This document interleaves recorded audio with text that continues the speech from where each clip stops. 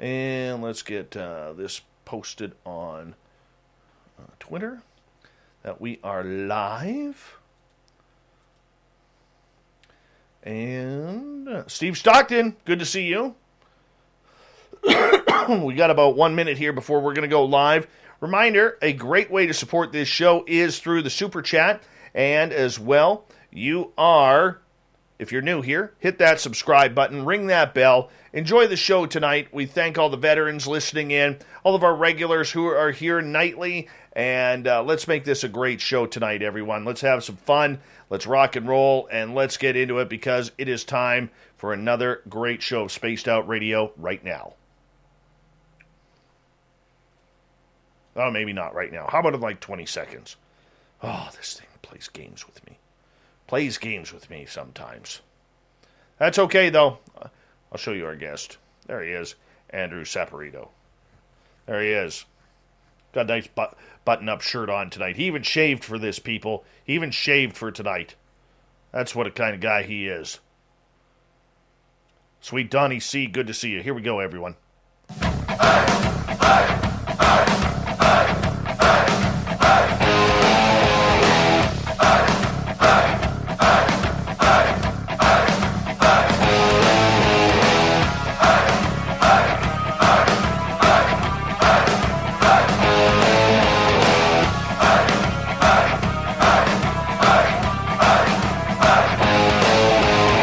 Mountains of central British Columbia to you listening around the world. This, my friends, is Spaced Out Radio. I am your host, Dave Scott, sitting in the captain's chair of SOR headquarters. We welcome you to tonight's show on our terrestrial affiliates around North America, digitally on TalkStream Live, Revolution Radio, and KPNL. All of our archives are free by going to youtube.com/Spaced Out Radio. Do me the favor, hit that subscribe button. You can follow us on Twitter at Spaced Out Radio and on Instagram at Spaced Out Radio Show. Our website is spacedoutradio.com, where we have a plethora of features for you, including rocking out to Bumblefoot and reading up on Captain Shirk's SOR Newswire. Tonight's show is brought to you by Chive Charities. Help make the world 10% happier by visiting Chive Charities today. You can find them on our website. Andrew Saporito claims that he's 39 years old going on 90. Anyone that has spent time knowing him and getting to know about all of his war injuries, as he was a Marine for 4 years, here's the creaking, the moans, and the groans coming from him. But he's very well traveled because of his time in the United States military. He got a taste for travel after being stationed in Japan with the Marines and hasn't stopped ever since. He's got a great website looking at all fringe topics like the holographic universe called forthewoke.com. That's the number 4, thewoke.com. His YouTube channel is called Boogeyman Channel, and we're glad to have him here because we're going to get into some weird, strange stuff with Andrew tonight. Andrew Saporito, welcome to Spaced Out Radio for the first time. How are you? Thank you so much for having me, and I want to warn everyone, we are going to get weird tonight, baby. Oh, yes. When I'm around, yeah, but weird, not in the sense where it'll ever cause a rash or anything, but pretty weird. I hope everyone's good tonight. I'm feeling great. I am excited to be here, and thank you so much for having me. Oh, very much so. Very much glad to have you here as well. Let's learn a little bit about you here for a little bit, because you're someone, you were a Marine for 4 years, so thank you so much for your service. Even though I'm in Canada, I still love the fact that, in North America here, we're all one great set of people over on this continent here. So thank you for taking the time to do that. For you, what got you intrigued with all the weird and strange fringe world that is out there? You know, the weird thing is, I never, ever chased that world. That world chased me somehow. So I don't want to start out this story with a sad note, but unfortunately, that's the way it starts out. My wife and I, we lost our child, okay? And when we did, we went through heavy depression, as you could probably imagine. And so when we went through this depression, I hated my job. I hated my life. I hated everything. I came home one day and I told the wife, I said, hey, I bought a telescope. I didn't know how to use one. I had never really even looked through one, to be perfectly honest. And she was like, okay, you bought a telescope. Great. Before it showed up, I asked the person that I had bought it from on Amazon. I said, hey, maybe you could suggest like, I don't know, a tripod or something for this thing, right? She tells me, I think you really need to read the description on what you bought, because this thing is really big. It doesn't need a tripod. And so what I'm talking about is this big boy right here behind me. This is 6'2". Okay. It's 6'2". It's a Dobsonian. I thought at first it was about, in the pictures, I thought it was like, I don't know, 2 feet tall, maybe. I thought that, you were supposed to put it onto a little tripod. I thought all was well. Oh, when it showed up, man, let me tell you, it was a mind boggler. Well, it got us started looking at the heavens every night, okay? One, it fixed our depression. We spent time together. We got to talk again. We got to love one another again. We spent so much quality time. So not only did the story start out sad, it also started out happy, okay? Yes, we lost our son, but we gained each other. All right, now that part's over. Not going to try and pull a tear out of anybody the rest of the night. Now, what happened is we started to use this telescope every night, and I mean every night. We were looking at the moon mostly. We loved it. We could not get enough of the moon. 20. Let me see. We probably see the moon, 24 days out of the month, something like that. Half of it's in the daytime, the other half's at night. Every single solitary time the moon was out, we had the telescope out, and we were looking at that thing. So much to the point where we started to write a book about it. We started to realize, though, almost immediately, that there was something wrong. We were looking at the universe in an entirely different way. We were catching things on a consistent basis that science was telling us didn't exist. That science was telling us it couldn't be. That what you're talking about is just, that's a lie. You're hallucinating. You're stupid. You didn't see it. You're dumb. You're retarded. Don't talk to me anymore. And these are the kind of responses we were getting from normal people. And you're like, wow, okay, well, it was just a picture. You didn't have to call me a name, Well, that's who you deal with in this world. So soon you start to come not strong. You don't come back at them very strong, but you start to toughen up really quick. Your skin gets really thick, and you start to find ways to address these sort of situations, this name calling, this whatever you want to call it. We started to really face these things, head on. And when we did, we started to gain not only the trust of people, but they started to look at us as almost like scientists, because we started to teach them more than they were learning in school, and they were learning from anything else. Before I knew it, I had 6 more telescopes in about a year's time. I couldn't buy enough of the things. Sounds like me with guitars.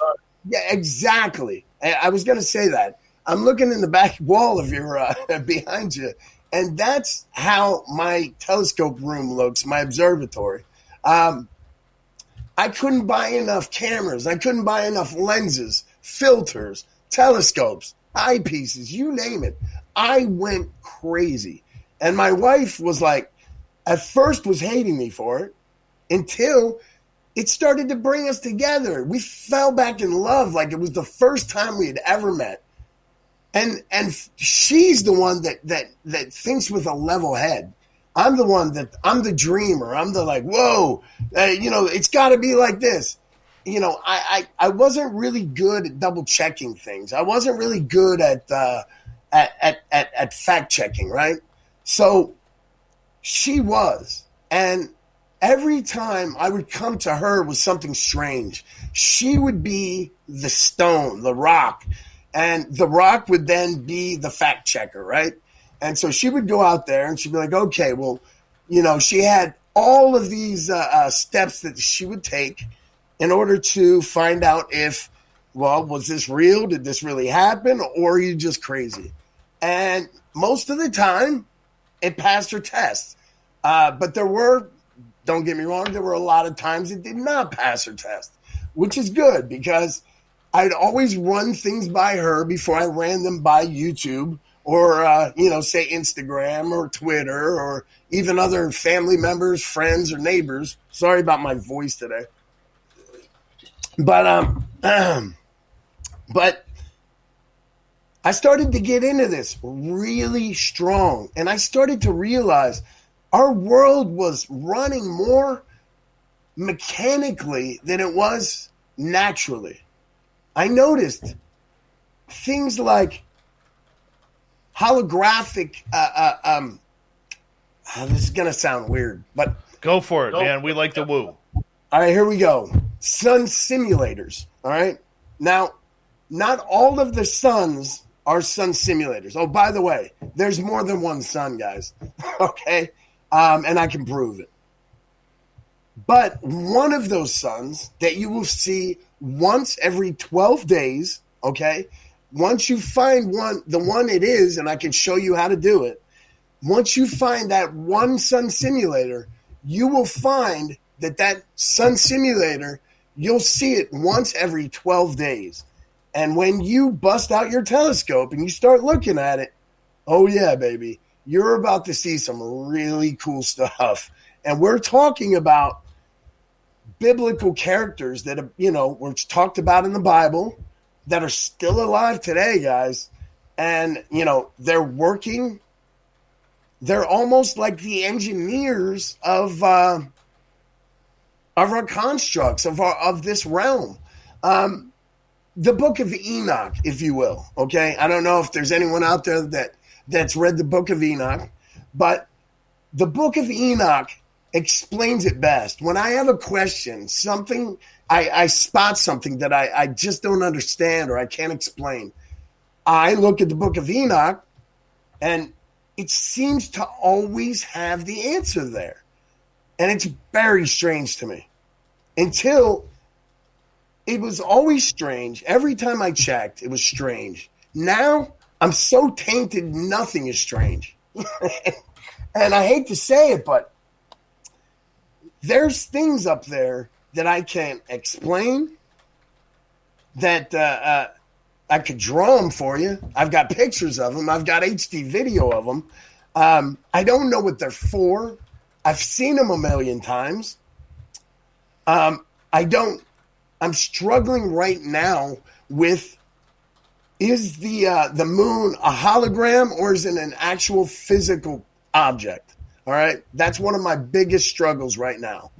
I can't finish this book that I've been working on for 5 years now because I can't end the book telling the reader, is the moon a physical object or is it a hologram? And I would feel bad putting out a book that has that big of a hole in it. You know what I mean? Well, let me stop you there for a quick second because, you're not a scientist.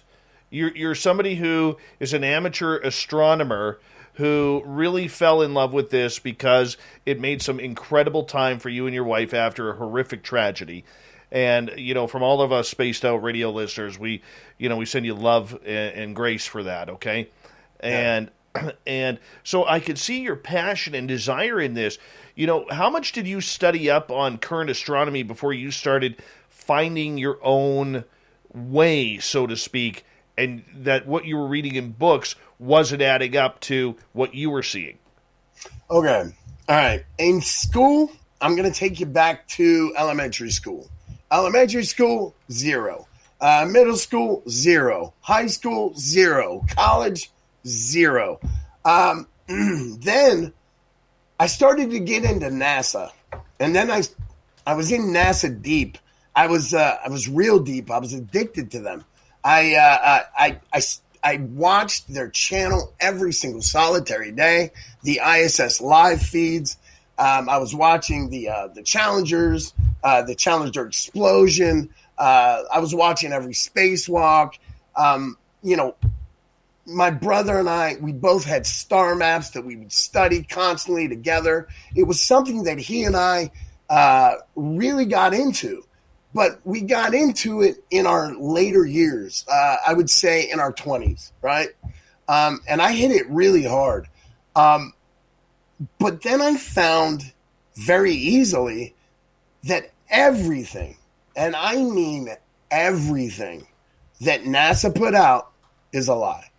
Not one thing seems to be real that they put out. Now, let me just say something before I get yelled at on that one. Everyone who works at NASA is doing their job. They're hired to do a job, and they're doing that job, and they're the best at doing that job. But there are a select few people at NASA, I think, that know the whole picture. They know it all. When NASA was first started, it was started by and for 2 Nazis. I can't remember the first one, but the second one was Wernher von Braun, okay? I'm not sure if a lot of people remember Wernher von Braun.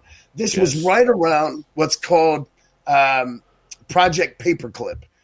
Project Paperclip was a project to bring all of the Nazi scientists from World War II over to America, give them new lives, give them legitimate papers, and use them for their technology, for their knowledge, and for whatever else we can use them for. Well, Wernher von Braun, we basically gave him NASA, basically. And then along with that, Disney helped to make all of these propaganda films. They helped them to make them look like, hey, forget all of that Nazi stuff. Don't worry about the Nazi stuff. Forget about all the war crimes. Let's concentrate on space. Now, there are multiple, and I mean multiple, papers that you can find to this day that show that Wernher von Braun was so close to Hitler that he could write him personal letters asking for more slaves because the last ones died. He's like, and straight up and down, he would say like, dearest Hitler, I need more Jews. I killed the last ones by accident. Sorry about that. And I don't know if that's getting too political. It is a little bit. We'll bring it back down a little bit. Okay, I'm sorry. But what I'm getting at is that NASA was started on very weird scenarios. Okay, I'll just keep it at that. Very weird scenarios. And it turned me off. And so I started to take NASA out of the equation once I realized they were our only source for information out there. And when I started to realize that when I looked through a telescope and I looked at something like Jupiter and it looked nothing, and I mean nothing, like what NASA was showing us, then I really knew something was wrong. And then when I'm looking at the moon and I'm realizing that it's got crafts up there and it's got buildings up there and it's got entities that are not moving, they're just stuck in place. I knew something wasn't right. You know, I mean, I've caught UFOs. Don't get me wrong. I've got 10 million UFO videos. I'm not even worried about UFOs anymore. I'm not even interested in them at this point. What I am interested in is, why are there entities on the moon? And I have caught hundreds of them, but none of them are moving. They're literally stuck in space. They're stuck, just like almost like they're walking, but they're not moving. And I started to ask myself, why does nothing move in space? Or no, I'm sorry, not in space, but nothing moves on the moon. Why is it that I've caught all these things, but none of them are in motion? And so I kind of did this, benefit of the doubt thing. Maybe we're looking at another dimension, okay? And maybe in that dimension, their time is not synced with ours. And so I was like, okay, I can live with that. But then the next day, I look at the moon, the same area of it, and all of it is gone. The entities that were, in motion but not actually moving, they were gone. The crafts, the structures, you name it. All of the stuff that I recorded just hours before, 24 hours before, now all of it's gone. It's all gone. And it's replaced with mountains, new structures, different crafts, different entities, and none of them still not moving. All of them still stranger than the next. And I just don't get it. And so for 5 years, I was working on this moon book. And the more I work on it and the more I learn about the moon, the more I keep throwing the book away and starting over. And it's making me very angry.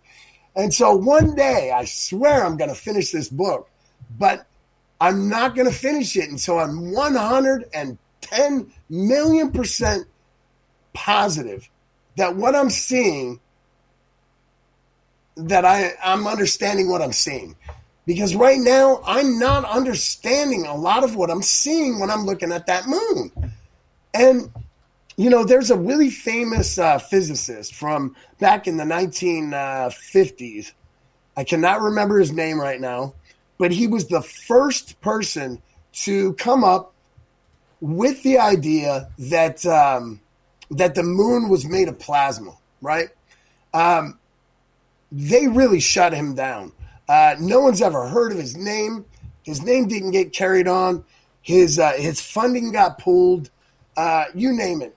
All sorts of bad things happened to this poor guy. Just because he said, word for word, the moon is not a place you can land on. And he said this right before they were about to go land on the moon.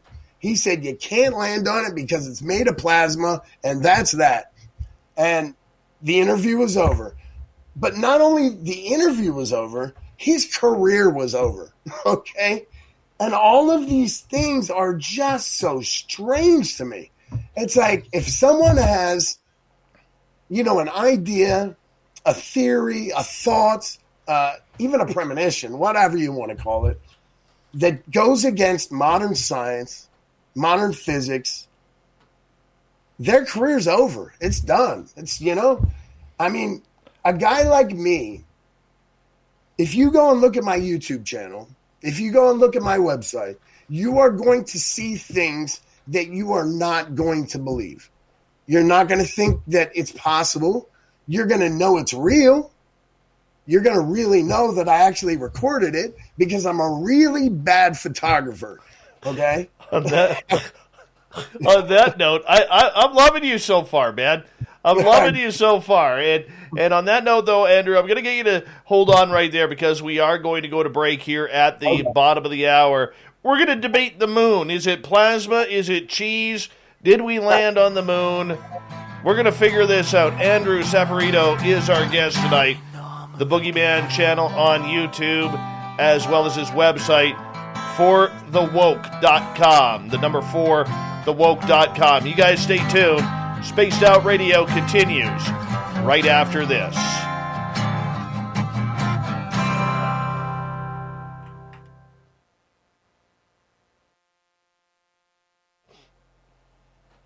All right, we're clear. Do I got a few minutes to use the bathroom? Yep, we got a few minutes here. We got 5 minutes. Okay, perfect. Be right back. All right, not a problem.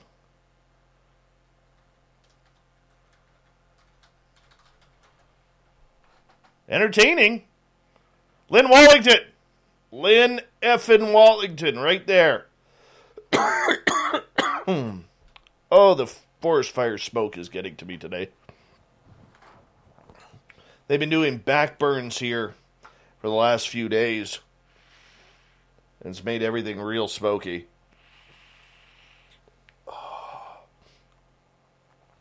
But apparently it's got to be done so that way we don't burn down. Burning down kind of sucks. The gorgeous Beverly Holmes, how are you? Who else am I missing? There's our lady, Lynn Wallington. Saturday, Sunday host extraordinaire. She puts her pants on one leg at a time, people. One leg at a time. All depends what you want to say there, Mennonite Abe. Let's see here. Yes, I am safe there, Kat. Thank you. And, yeah.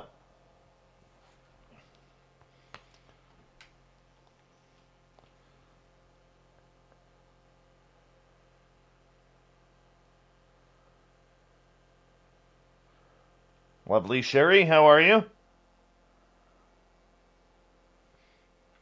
Oh, there is no way, Lynn, that you're going two legs at once.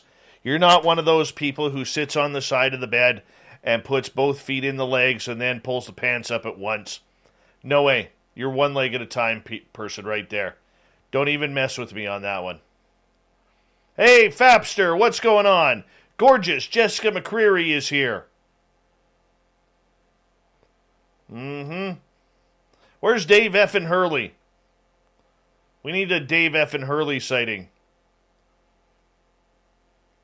Thank you, Patrick, for the compliment on my nice shirt after I got absolutely terrorized yesterday by Fap and Company. I like this shirt.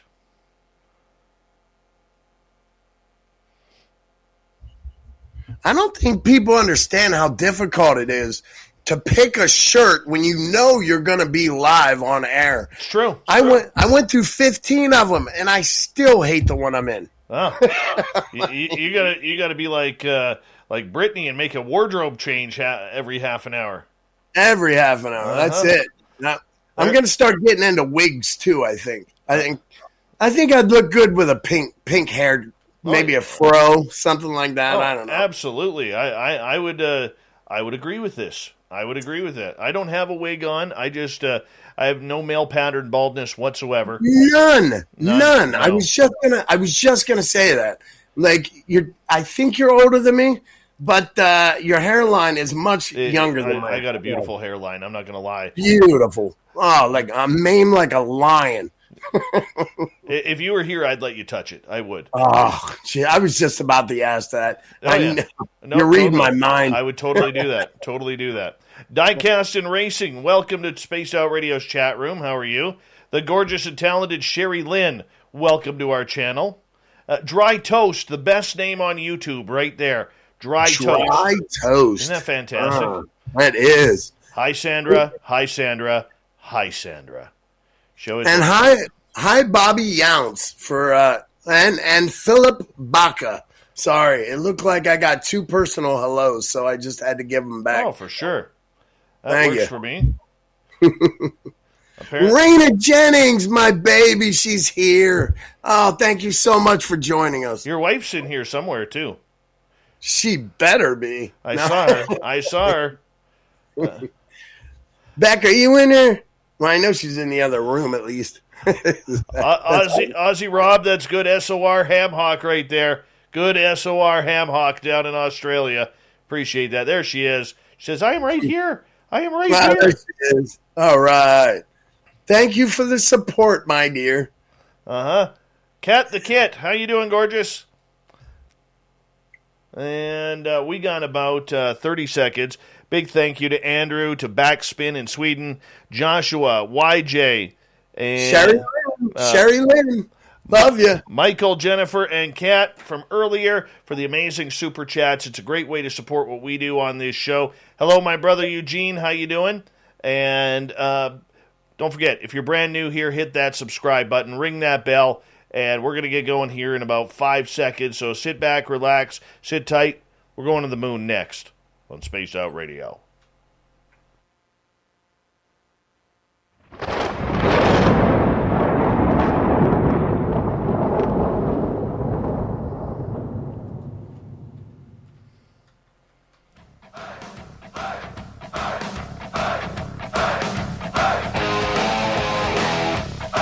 First half hour's down. Here comes second half hour of Spaced Out Radio tonight. My name is Dave Scott. Thank you so much for taking the time to join us. We really do appreciate earning your listening ears wherever you are on this beautiful planet we call Earth. Want to remind you that if you miss portions of this show or others, check out our free archives by going to youtube.com/Spaced Out Radio. Do me the favor, hit that subscribe button. Our website is spacedoutradio.com, where we have a plethora of features for you, including rocking out to Bumblefoot and reading up on Captain Shirk's SOR Newswire. Follow us on Twitter at Spaced Out Radio and on Instagram, Spaced Out Radio Show. Is the moon hollow? Is it a hologram? Is it made of cheese? Have we been there before? That is the great debate we are going to have right now. The Man from the Boogeyman channel on YouTube and forthewoke.com. The number 4thewoke.com. Andrew Saporito is our guest tonight. Andrew, welcome back. Thank you. Thank you for having me. Glad you're here. As you asked that, it reminded me of something. So I have amazing captures of the moon and things that transit the moon. These transits, these captures that I have, every time I get one, it sends my thought process of the moon into a different direction. Excuse me.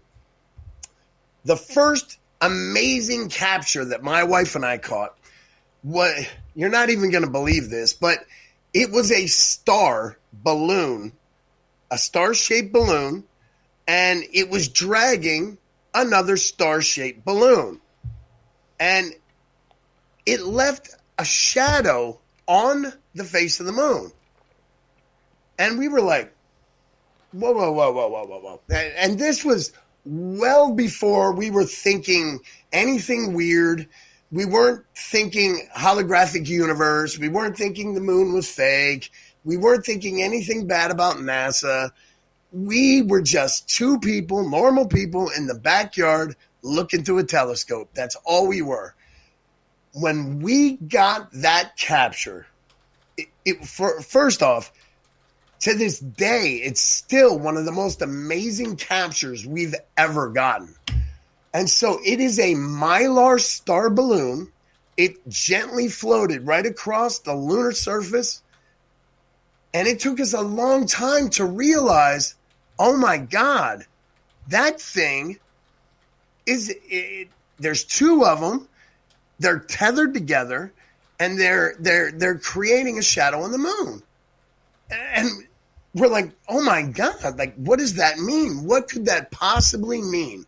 That either means one or a few things. That either means somebody is making some really good Mylar party balloons, so good that they made it the whole way to the moon. Or two, the moon is really close. Or three, somebody's faking the stars. Okay? I'm sure there's probably some more, but those are just the ones I can think of for right now. Let's talk about those three things, though. So I started to think about these things. This is what sent me down the road of the holographic universe, okay? The first thing I started to do was I started to look at the stars in a different way, okay? Now, you're told that when you look through a telescope at a star, that you're supposed to focus it in a weird way. I call it weird because you're supposed to focus it so that the star has legs of light coming out from every single solitary side of the star. Now, let's say I take a picture of you, okay? Sure. And you're standing beside a lamp. Now, would I focus my camera so that that lamp that's beside you looks the same way as a star would? No way. Definitely not. It would look ridiculous. It would be like, first off, you'd be like, why are you focusing your telescope to make that star look like that? That's not, in my opinion, that's not the way you focus you focus your telescope. So I started to focus my telescope in the way I thought it should be focused. And when I did, I started to find that there is an elaborate, very high technical lensing system out there. There are lenses, these strange, weird lenses and parabolic mirrors all over the universe. They are everywhere. Some of them are clear. Some of them are just mirrored finished. Some of them are colored blue to make the star blue. Some of them are like frosted to make the star look white. They could be in any single solitary color. Some of them are broken and chipped. Some of them are split in half. Some of them just are like almost non-existent anymore. And so I'm looking at these things, and if you don't believe me, when you go and you look at my channel, do yourself a favor and go to Google Sky. Go to a place called not Alibaba, but what's the just go to any sky survey website and look for yourself. Look at any star on a sky survey website and you will see Aladdin Light. Sorry, that's what I was trying to say. My favorite sky survey website is called Aladdin Light. All right. And when you go on these sky survey websites, you'll look at a star and you'll realize there is literally a lens in front of every single solitary star in the universe. And the way you can prove it to yourself is that you can zoom in on it and you can see that around the edges of these lenses are cracks. There's actual missing pieces. Some of them have handprints on them. I mean, it's really that trippy. And you're like, are you sure that isn't your own lens? No. I'm talking about websites. You can go to other people's websites and see this stuff. Yeah, so that's what I'm saying. If you don't believe me, go to a place like Aladdin Light or Google Sky or any sky survey website, and you'll see these same lenses in the sky in front of stars, and you'll see that they're cracked. You'll see that they're broken in half. You'll see them for yourself. It isn't just me seeing them. The weird thing is, though, they don't edit them out of these sky surveys. And the reason is because they're not going to lie to you, but they're also not going to chase you down to give you the truth. Does that make sense? So, like, there used to be books out, I don't know what to call them. Let's say, actually, I think they were encyclopedias. There were encyclopedias that just as far back as like the 1970s that said if you went down to Antarctica, that there was an actual glass dome over top of the entire world. And this was just back in the 1970s. I think it was Encyclopedia Britannica, 1970s. It said the world was flat and that you could go to Antarctica and see a glass dome. And I'm like, what? Now, this is no longer in circulation. It's not something I own, but it's something you can still look up online. I believe the year was 1954 or 1974. I cannot remember which one. But it's strange. It's one of those truths that are out there that they're not going to chase you down to give to you. If you want to see one right now, do yourself a favor and search out Van Allen probes spot man-made structure shrouding Earth. Okay? That's the exact name of it. You'll see it on the NASA website. It's called Van Allen probes spot man-made structure shrouding Earth. And in it is a white paper that you'll see on NASA. You'll see it on Harvard. You'll see it on all these educational websites. You'll see it on everywhere on physics.org. You name it. White papers, patents. It's ridiculous. There's like probably 50 plus websites that have this same story on it. And in it, the story literally says that inside of the Van Allen radiation belt, there is a man-made bubble that is indestructible, and it is shrouding Earth, meaning it goes the entire whole way around. And this is on Harvard. It's on NASA. And if you look at it's also on every flat Earth website, too. Oh, yeah, it probably is. It was probably one of the, but it's mind-blowing to me that it's on NASA and why it's not like the biggest. It basically said in one blog that we can't go past the Van Allen radiation belt. And they basically said it. And you're like, I don't get it. So are you telling me that the moon is inside the Van Allen radiation belts? Or are you just telling us that entire story that we've heard since the 1960s are all lies? Which one is it? I mean, it is so confusing. So all you can trust these days, guys, is yourself and your senses, your eyes, your ears, your senses of smell. Okay, so I'm going to interrupt there because I want to ask you a couple questions, if you don't mind. And do you believe then that the Apollo missions went to the moon? I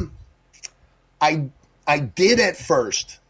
Yes, I really did believe they went, but I have a picture of the moon so clear that you can see that you can actually see that there's no flags, there's no lunar module landing spots, there's no crater, blast craters. There's nothing. What's up there? You've got to see this. I stacked 1,000. Are you familiar with stacking images? Do you know what that is? Yes, I know what that is. Okay. Well, just for the listeners, when you stack images, what you do is you take a bunch of images and you feed it into the computer, and the computer finds the clear areas of each of each picture, and it throws away all of the blurry stuff, right? And so you can give it thousands of images, or you can give it 5 images, and it's going to find all the clear and good stuff, the crystal clear stuff, and it's going to discard all the blurry stuff and all the stuff that just looks bad. Well, I shot over 1,000 raw images of the moon. This took me 3 years. This was a long project. And so I shot over 1,000 images of the moon. all in RAW. I personally threw away all of the blurry ones, and I only fed the stacking program the clear images. Well, it came back to me beautiful and crystal clear. So clear, there wasn't any more mystery left on the moon. You could zoom in so far that you literally could see. You could see that there were mannequins on the moon. Mannequins. I don't get it. I don't understand it. It doesn't make any sense. But they have the moon set up just like, it's almost like a paintball course. It's the weirdest thing. It's almost set up like a paintball course. It's got mannequins up there. It has roads, vehicles. You could count at least 15 cars. There's a humongous statue of. He looked. It's from behind, but he's got his arms out, and he resembles the Jesus Christ statue in Rio de Janeiro. You know that statue, the one where it's standing out, and he's got his arms out. It's a statue like that that's fallen forward. Okay, that statue's up there, but unfortunately, it's obviously it's not Jesus Christ, and I don't even think it's that religious. But the head on it is missing and has fallen off. There's another part to it is a hat that has also been knocked off. There used to be an old firmament around it. Are you aware of the firmament? Of the moon? Yes. The moon has a firmament, or it used to at least. It's very broken up, but it used to be there. It's still there in parts, but it's very busted up. But yes, it does have a firmament. If you shoot on certain days, certain times, using certain filters, polarizing filters, you can actually get shines on it. You can see everything. These images that I worked so hard to get, unfortunately, I love them, but I love them so much that I hate them because they have now taken all the mystery away from the moon. Like the last question I have about the moon now is it made of plasma, or is it a 3D hologram? That's the last questions I have of it. Everything else I already know. But when I used to think that NASA landed on the moon, the reason why I thought they landed on the moon was because of a special structure that's on the moon. You can see it every time. I call it the gondola. And what it looks like is this humongous gear, and I mean humongous gear. And basically what it is, it looks like, have you been to a ski resort? Yes. All right. So you got your skis on and the, you're in line and they say, okay, go stand over there real quick and the seat's coming around and you sit down into it. That's what it looks like. I don't know what that's called, a ski lift, I guess. But I call it the gondola. Yeah, chairlift, ski lift, yeah, something like that. That thing is still up there. I've never seen it move. I've never seen it being used, but it is always there. That is one of the only structures on the moon that will always consistently be there. Another one is NASA calls it Mare Serenity. Okay, they think it's an old lake bed, but I can clearly see that it's a mountaintop base. You can see that there's doorways that lead right into it. There's doorways that lead out of it. It looks like an old mining operation, and they talk a lot about helium-3 that they've been trying to, that supposedly the moon has a lot of helium-3. I'm not sure if that's true or not, but I know what I see looks like a mining operation. You know what I mean? Okay, so why do you think that major astronomy and astronomers have not seen this evidence and reported on it, considering that that's kind of a scientist's job? Because they're going to sound crazy just like I do right now. Okay? Now, there's not a person in this chat room right now that's going to believe me at every word. You know what I mean? They're going to want to go double check. That's exactly how this works every time. They call me crazy. Then they go look at my videos. They find out, oh my God, this guy's not joking. And that's when they start to see me in a different light. Unfortunately, they start to see me as more like a god, and they put me on a pedestal, and I don't like that part. Okay? I'm just a dude, okay, that makes videos on YouTube. You're right. I'm not a scientist. I'm just a guy that gives up his time to look at the moon a lot. All right? I give up my time to spend the time with my wife. We look at the moon. We record. I make videos. I'm no God. I am, people look at me like I have the answers to the world. I can't even balance my own checkbook, okay? So don't think that. But I know how this works. People hear me talk. They think I'm crazy. Then they go look at my videos. They realize I'm far from that and that I can prove it. And that's when they're running back to me like, hold up, dude. I didn't realize this, but I'm really sorry. I didn't believe you at first, but now I totally believe you, and I need to talk to you about everything, And unfortunately, I don't know everything, okay? So when you become that person, everyone, please just take it easy on me, okay? Don't come back and ask me about marriage, because I'm no good at that either. So we have 2.5 minutes before we have to go to break at the top of the hour. Andrew Saporito is our guest tonight. So with the moon, if you don't believe that Apollo went there, we're going to disagree on that one, because I think when you have astronauts like the late Edgar Mitchell, Dr. Edgar Mitchell, who, believes that most Apollo rockets were followed by UFOs and there were ETs up on the moon, I think, I give him a lot of credence for what he had said on that, but that's a different debate. With the moon now, with you said the broken firmament, do you think at one point the moon had its own atmosphere and was able to have water, grow food, have nutrients in the soils and everything? It still does. There is more than, I think there's 12 moons in total. So I should have started out by telling you which moon are you asking about. But here's the thing. The atmosphere is still there. I have videos of people up there with no mask on, no spacesuit, and they're just working on a UFO.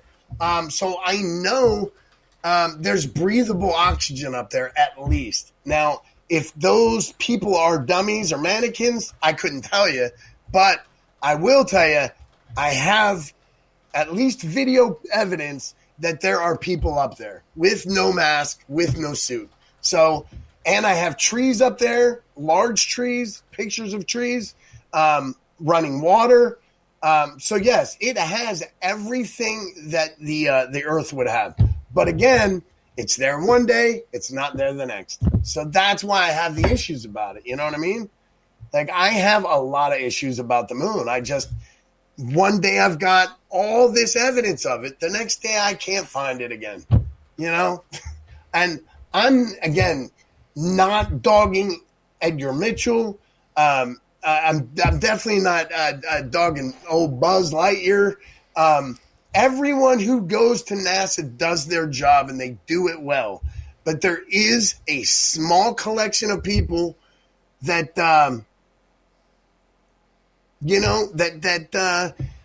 think they're in charge of the lies. They're in charge of the propaganda, and they make it very difficult to figure everything out. And I think that's what their job is.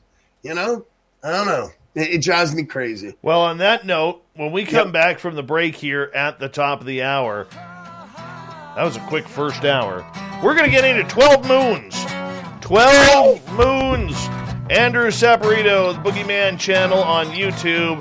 ForTheWoke.com is his website. I only ever see one moon. Sometimes two if I catch myself in the mirror. We'll be back on Spaced Out Radio right after this.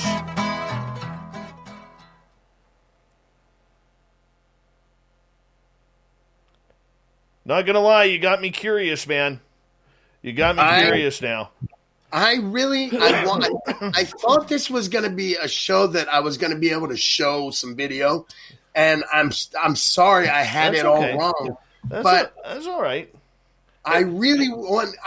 I should make a. I'm going to have my wife write down a few videos, some important ones that people should check out when they go. You know what I mean? Yeah. I'm gonna run my dogs out quickly. I apologize.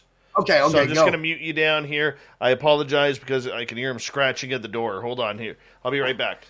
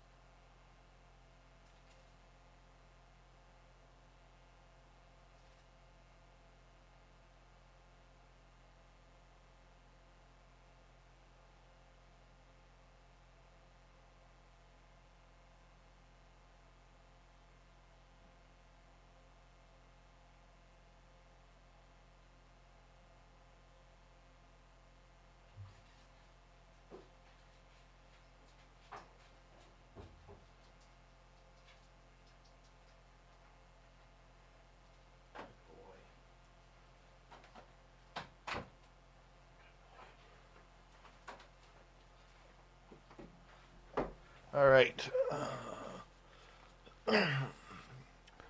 We've got about 1 minute here. 1 minute. Hi, Night Gazer. How are you?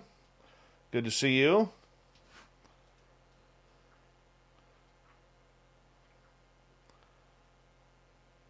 Hi, Eva. Eva. The lovely and talented Preston Beckett has returned. Who else we got here? That's all they see that's new. All right, big thank you to T-Burger, to Jeremy, to Ozzy, Steve, Andrew, Backspin, Joshua, YJ, Michael, Jennifer, and Kat for the super chats tonight. Yes, we are opening up questions here in hour 2, 509er. Good to see you. Thanks for coming on in. And we really appreciate the support. Thank you to all of our new subscribers who have tuned on in and hit that subscribe button. We really appreciate that. Here we go with the second hour coming up right now.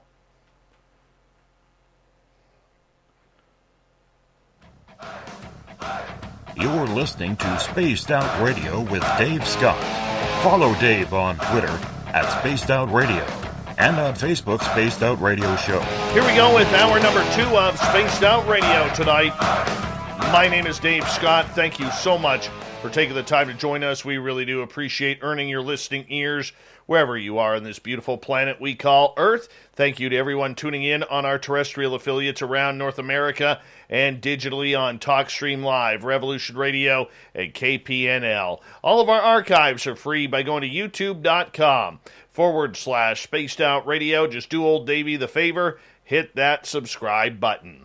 The Desert Clam has set the password for tonight in the SOR Space Travelers Club. Macarodont. Macarodont is your password. Use it wisely, Space Travelers, as the Clam sets a password each and every night right here on Spaced Out Radio. Our website, spacedoutradio.com, where we have a plethora of features for you, including rocking out to Bumblefoot and reading up on Captain Shirk's SOR Newswire. Follow us on Twitter at Spaced Out Radio and on Instagram, Spaced Out Radio Show. From the Boogeyman channel on YouTube and forthewoke.com, we have Andrew Saporito here on Spaced Out Radio tonight.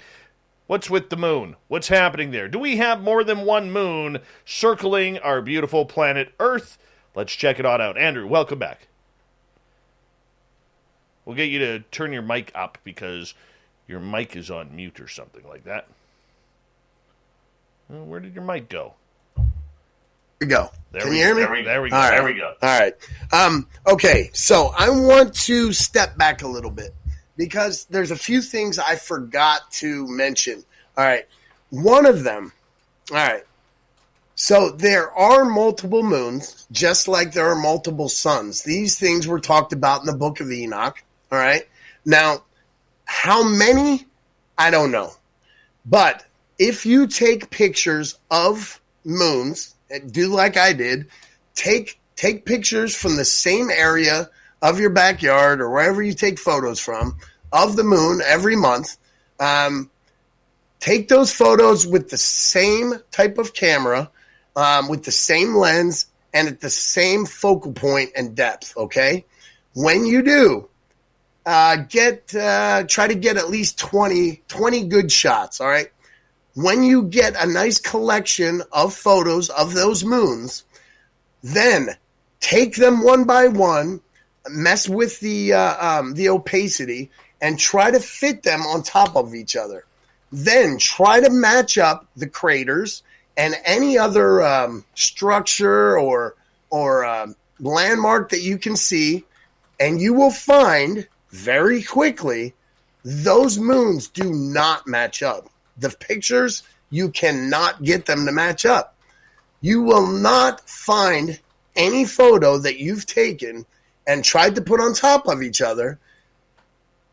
They won't match up. That is what's given me the thought, the idea, the theory, which I now feel is fact, that there are multiple moons, okay? Now, earlier you asked me if I thought NASA made it to the moon. Now, I told you about a story that's on their blog It's called the Van Allen probe spot a man-made structure shrouding Earth, or somewhere along those lines. Now, in that blog, it basically says that there's an impenetrable barrier in between us and the Van Allen radiation belts, meaning it cannot be passed through, impenetrable. Now, it says it happened because of what's called, VLFs, very low frequencies. Now, VLFs are made through radio waves, cell phone usage, internet, you name it, things of that nature.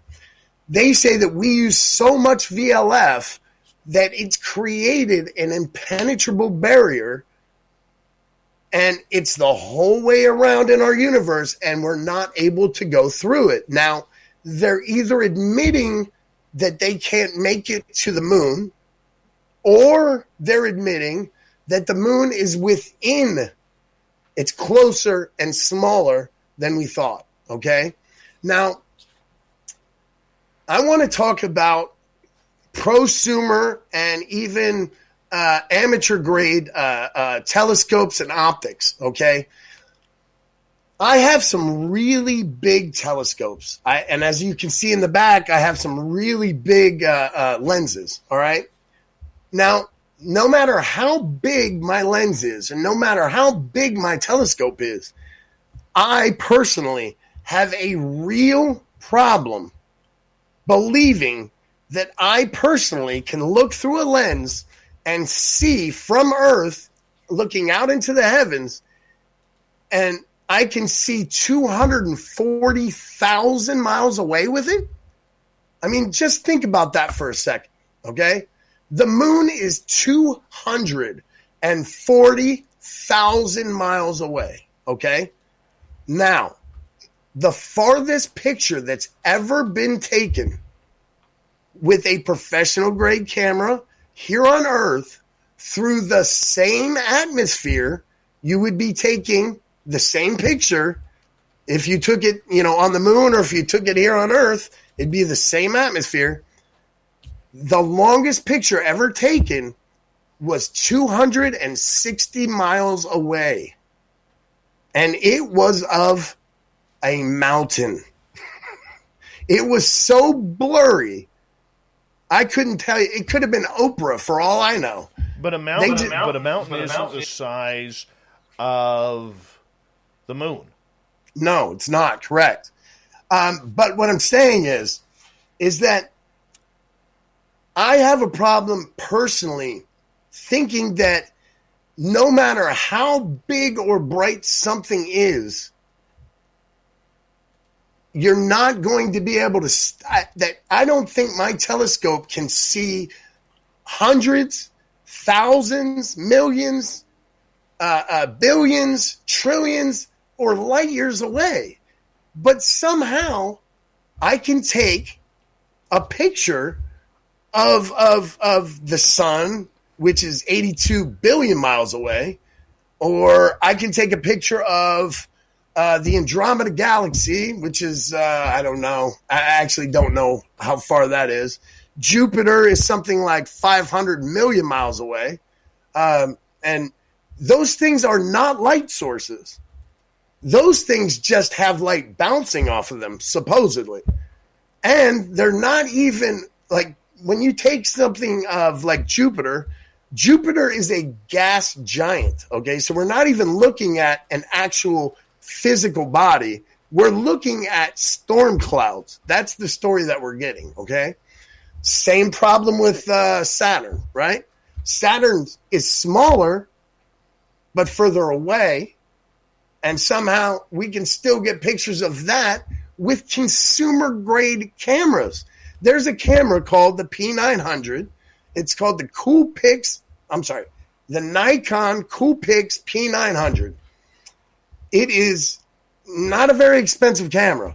Somehow, though, it can take pictures crystal clear of Jupiter. It can take crystal clear photos of Saturn. How is this possible? Things that don't create their own light source. It's not a light. It's just a rock floating in space. It just, in my opinion, it's very difficult for me to think that those things are really that far away. All right. You know? Let's get to some audience questions here because we do have some scientists who listen to this show. Uncle Dale, who's a scientist, and his mustache, who's also got a BA or a BS, all right, says, if the moon is not physical, what causes the tides? Wind. That's an easy one. And if you think the moon is what makes the tides, sorry, Chief. I don't know what school you went to. Sorry. I own a boat, all right? And I take my boat out when the moon's out, and I'm fine. But I don't take my boat out when it's windy. Plain and simple. All right. Spanish Fly is asking, has any ex-space employee or high-profile scientist got a hold of you to share any information? I got... Yes. I've gotten a few leaked documents that were pretty cool. One of them was of a base behind the sun simulator. So it was not only the sun simulator, but it even told us that there was a base behind it.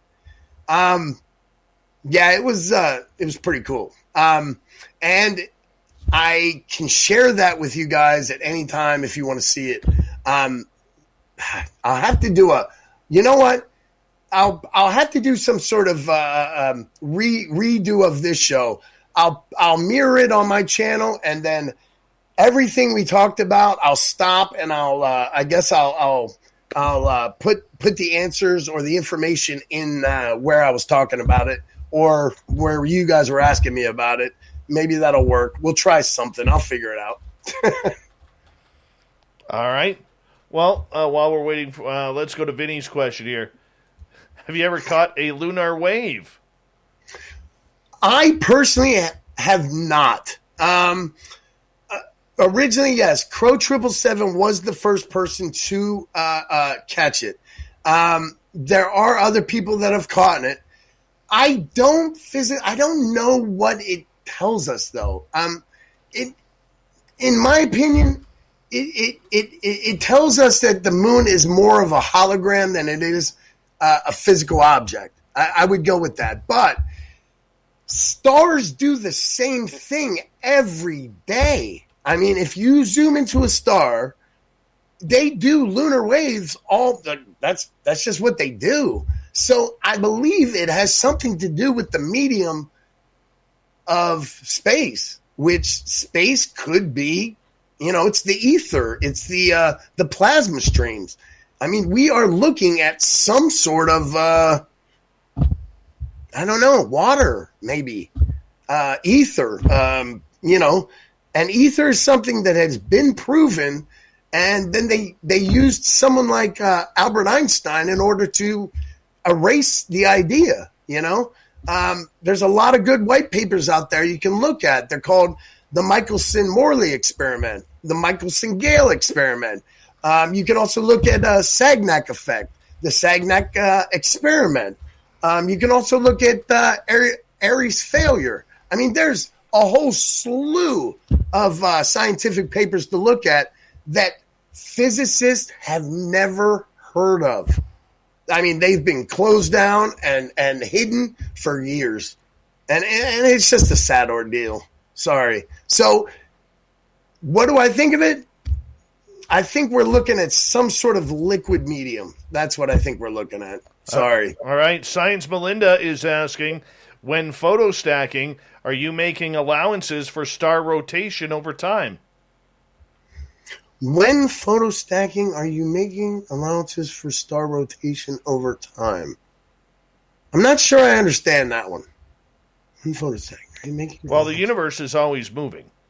So are you calculating the movement of the universe around. So that would mean that stars are moving, they are rotating. So when you're stacking your photos, that means they will change their position.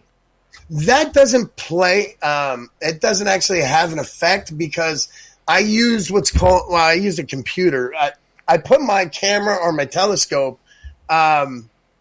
It moves with the stars. I'm not sure what the exact speed is, but all you do is you put it, you fix it to the raw on deck, which is the raws, the right ascension, and the declination. You pick where you want to shoot in the area, and the computer does the rest. It literally follows the entire star cluster you're trying to take a shot of.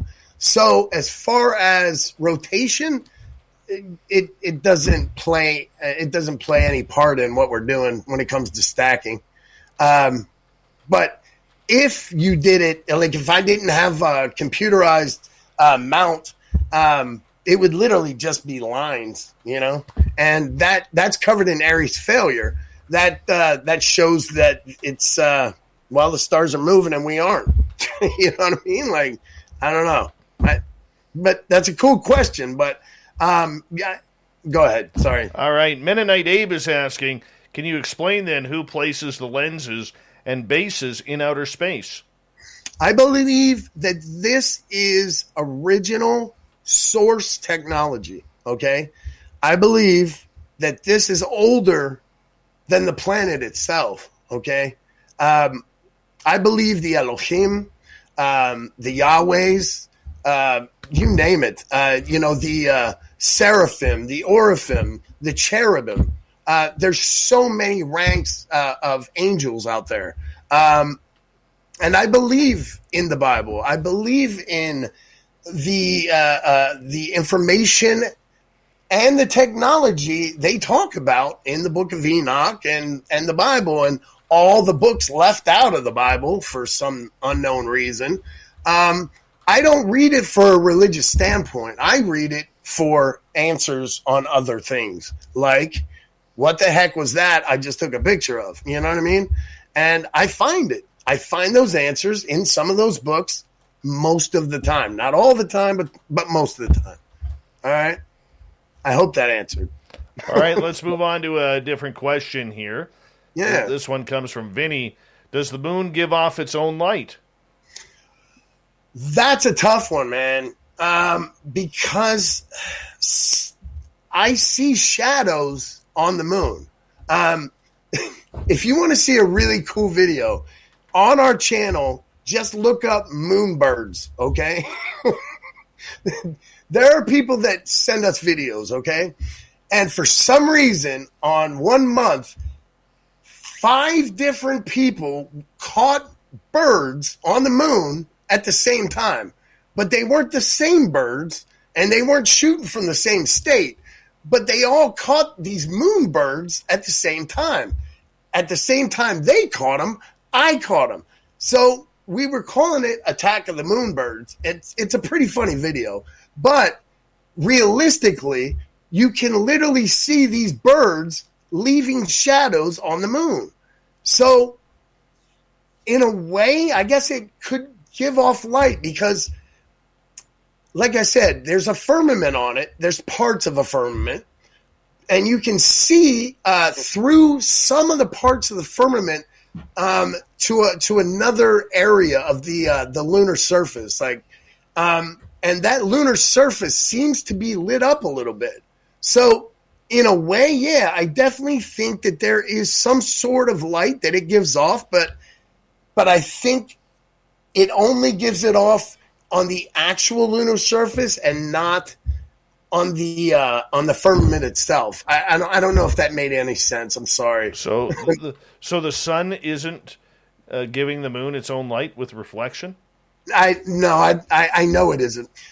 There's a filter you can get called an IR UV cut filter. Okay, IR for infrared, UV for ultraviolet. And cut meaning cutting both of those light spectrums out of the equation. So you can use an a UV IR cut filter, and you can see that the moon is still lit up even though you've cut out those two light spectrums. So whatever the moon's light is using, you can see for yourself that it's not infrared, it's not ultraviolet. And here's something even weirder. On the next full moon, get yourself a laser thermometer, okay, an infrared laser thermometer, and take the temperature of the moon's shadow versus the moon's light that's left on the ground. And you will find that the moon's light is actually colder than the moon's shadow. It's really trippy, and it's a really cool experiment. I did it myself. I didn't think of it myself, but I did see it on YouTube, and I tried it, and it really works. The moon's light is something weird. I don't know what it is. I don't know why, but it's actually colder than the shadow it gives, and that makes no sense. Not in our physics, not in our world. And I hope that made sense. Sorry. All right, let's move on here. Another question. This one coming from Rich Hilke. If it's that big of a conspiracy, then don't you think they, who are in control, would outlaw telescopes for the masses? I think that I really don't think there's that much lying going on. I really don't. I'm not the conspiracy theorist here. I'm not that guy that thinks that everybody's lying to everybody. But I do think that if there's money involved, then there's always going to be liars, okay? So I think, though, now we're in a day and age where that sort of conspiracy stuff is ending because there's too many watchdogs, all right? I think what's happening now is they're releasing the truth, but they're not chasing you down to give it to you. They're making you get the truth on your own, but they're not stopping you from getting it. And they're also not going to help you get it. So if you want the truth, you have everything you need to do it, okay?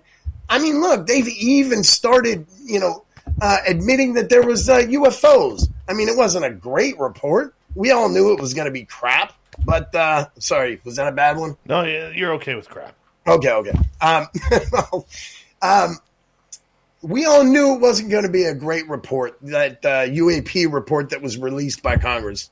I'm sorry, who was it released by? Was that Congress or was it? It was released by the Department of National Intelligence.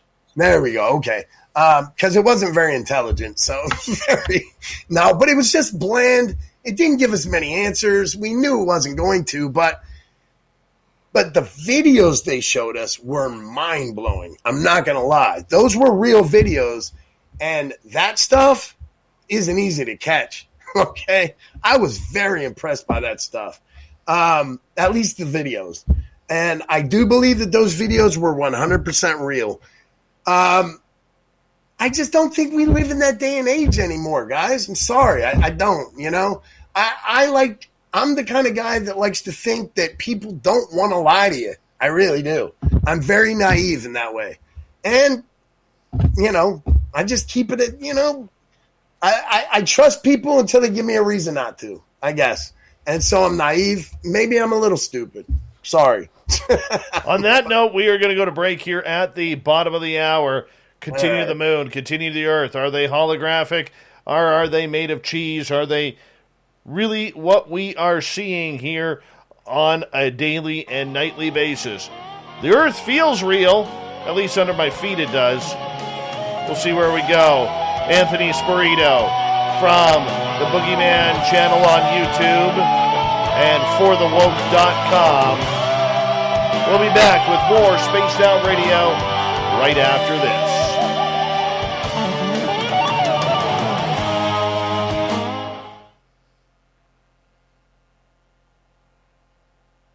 All right, we're clear.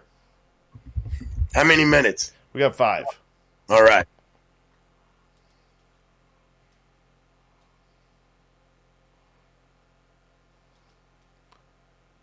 I'm having fun. It's entertaining, man. Very entertaining.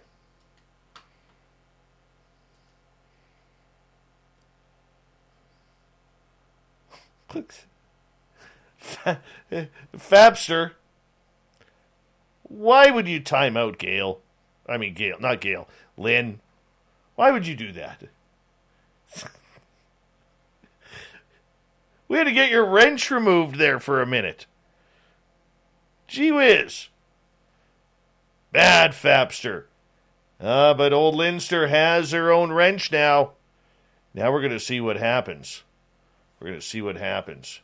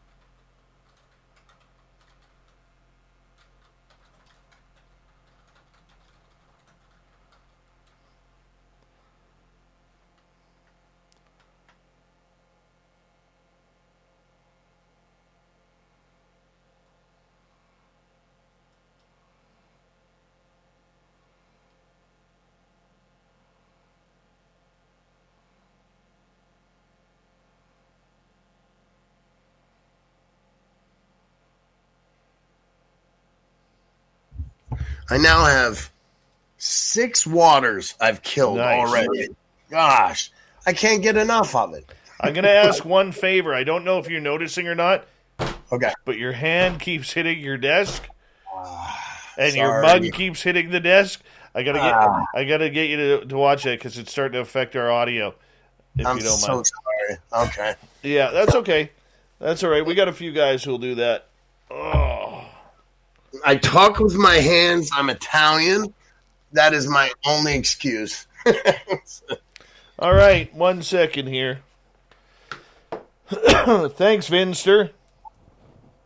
All right, it's that time again, the night again, where we're going to bring out the Mighty Moose Beard Oil.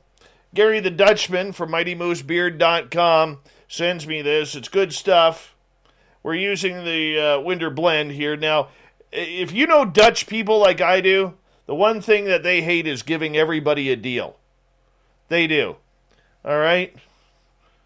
But we've convinced Gary the Dutchman that if you use promo code SOR2019, you're going to get a deal when you purchase for Mighty Moose Beard Oil. Nice and simple. Just use the squeeze bottle. Put it into your hand like so. Put that back so you don't spill. Then just massage it in. That's it. Just massage it into your nice facial hair. And by the way, you still got some on your hands. What do? You don't wash your hands. You put it into your hair. You put it into your hair. Yeah, it gives you a nice sheen to the follicles on top of your head. Yeah, you don't waste it. See, that's what Dutch people are good for. They don't waste anything. So if it doesn't work, if you got some hair but you don't have a beard, you can get this. This is good for ladies too, by the way. Go to MightyMooseBeard.com. All the funds are in Canadian. All the prices are in Canadian dollars. So that way, you can get your bottle of Mighty Moose Beard Oil right there, nice and cheap for you Americans because our dollars were shit. All right. So yeah, take advantage of really, really pissing off a Dutchman by going to MightyMooseBeard.com, ordering up some beard oil, which can be used for your hair. It's no chemicals, by the way. It's all natural. Gary makes it himself. All right? And he's a good dude. So go check him out. MightyMooseBeard.com, one of our sponsors. Stuff smells great. Fantastic. All right. And who doesn't like to mess over a Dutchman anyways? Seriously. It's true. Every time I see Gary, I put him against the wall and pat him down. He's like, what the hell are you doing? I said, I'm looking for your first dollar, Dutchman. Then he shows me. I'm not even going to tell you where he keeps it. Thank you to Vinster, to T-Burger, Jeremy, Steve in Australia, Andrew, Backspin, Joshua, YJ, Michael, Jennifer, and Kat for the super chats. Really appreciate it. Here we go with the second half of the show.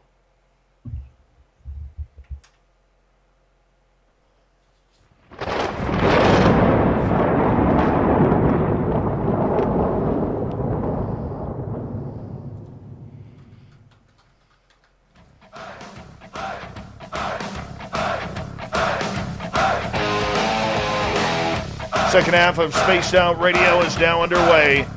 My name is Dave Scott. Thank you so much for taking the time to join us. Really do appreciate earning your listening ears. Want to remind you that if you missed portions of this show or others, check out our free archives by going to youtube.com/Spaced Out Radio. Just do me the favor, hit that subscribe button. Our website is spacedoutradio.com, where we have a plethora of features for you, including rocking out to Bumblefoot and reading up on Captain Shirk's SOR Newswire. Follow us on Twitter at Spaced Out Radio and on Instagram at Spaced Out Radio Show. We continue on tonight talking about Earth, the moon. Are they holograms? Are you a hologram? Am I a hologram? Are we just living in a holographic universe? Checking it out tonight, breaking it all down, Andrew Saporito, who's an amateur astronomer. He also has the Boogeyman channel on YouTube, along with his website, the number 4thewoke.com. So 4thewoke.com, using the number 4. And a quick shout out to our YouTube listeners right now who are tuned in the chat room. By the way, the chat room's moving really fast. I ended up losing a lot of the questions that you guys have for our guest. So if you have the opportunity to repost those, we would really, really appreciate it. Thank you so much for doing so. And Andrew, thank you so much for coming on, man. Welcome back. It's my pleasure. Can I tell you a quick story really quick, though? Does it involve my hair? No, but you know what? I do want to smell it. My hair's great. I'm not going to lie. Okay, so one night, me and my wife are walking our dog, okay? Now, I was noticing something at first. I was noticing that every time I was starting to take a picture of the sky, that before the clouds would start to like morph, and they'd either morph into like, let's say like an old pirate ship, or they'd morph into like a demonic face or anything. It didn't matter. Before that would happen, I would always get these repeating squares, all right, on my LCD screen on my camera. And I was having a conversation with a friend, and I was telling him about it. Say, hey, have you ever seen this? Do you ever get those repeating squares on your LCD screen right before there's about to be a hologram of sorts, right? And he was like, no, that never happened to me, blah, blah, blah. He's a tough guy, whatever. And he just never likes to agree with me. So one night we're out walking our dog, and I was like, I was trying to make it happen because it happens a lot. And it did. So I raised my camera. I'm recording this cloud and a little bit of the moon, and all of a sudden I start to get this repeating square background. Now, we'll get to that later, but the point is, as I was doing it, I was just being silly, and I was started to make I was doing an impression of Arnold Schwarzenegger. I don't know why. I was just joking around, but I'm shooting this video and I'm talking like Arnold Schwarzenegger, and I'm like, "Don't you see it, ba? It's got these repeating squares and things like that." But it was much dirtier, so I can't play it here. But what happened was, as me and my wife were talking about it, I ended up playing the video back, and I'm listening to my voice, and I'm listening to the cicadas, And every time I get to a point on this recording, a lightning strike comes out of the sky. And I'm like, impossible the two are related. Impossible. So I play it again. Same time. Lightning strike. Like, okay. Stupid. Whatever. So then I start playing it too much. Okay. And it's not happening. All right. It seemed to be weaker. All right. Like if I played it too many times in a row, the lightning wouldn't happen. Right. Or it would just go like, it would just be a flash. There wouldn't be an actual lightning bolt. Right. Now, at this point, I'm not telling my wife anything because I didn't think there was anything to tell her. Well, then I sat there for a few minutes and I'm like listening again. This time I'm like, okay, I'm going to wait. I waited like 2 minutes. And then I held it up to the sky this time. And I was like, all right, if it goes off this time, I got to get my wife's attention on this. I got to show her. It did it. I did it 5 times in a row, okay? I had to wait like a minute in between, but every time I played this recording from my cell phone, a lightning bolt would strike from the sky. And I was like, this is insane. This can't be real. It got to the point, I told my wife, I'm like, okay, here's what's going on. Every time I play this recording, lightning is striking. And she's like, no, it's not. You're stupid. You know the kind of reaction you would get. You're crazy. Let me see. I get that from Lynn Wallington, my weekend host, every day. You know day. how it is, man. So she plays it, and sure enough, what do you know? Lightning strike. But then she wanted to see it again really fast. She was like, hold on, let me do it again. This time, it was weaker because she played it too fast, in what do you call that? In conjunction. And so I said, no, you got to wait. You have to play it, but I think you have to wait like a minute or two and play it again. It got to the point where we were hearing whatever it was winding up. And almost like recharging itself, all right? And this is all on video. This is another thing that you can see if you go to our YouTube channel, okay? It's called Boogie Makes Lightning, and it's hilarious. First off, it's a really funny video. All the videos we play are really funny. I mean, because this stuff is so ridiculously crazy that it can't be real, so we got to have fun with it. You know what I mean? And it's like, and so I always try to keep a really open mind and a light heart, and I like to joke around. So if you ever come to our channel or our website, be prepared.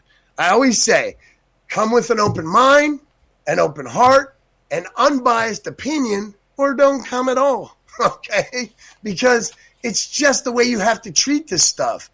You are going to learn things that you didn't think you could ever learn. You're going to relearn the world around you.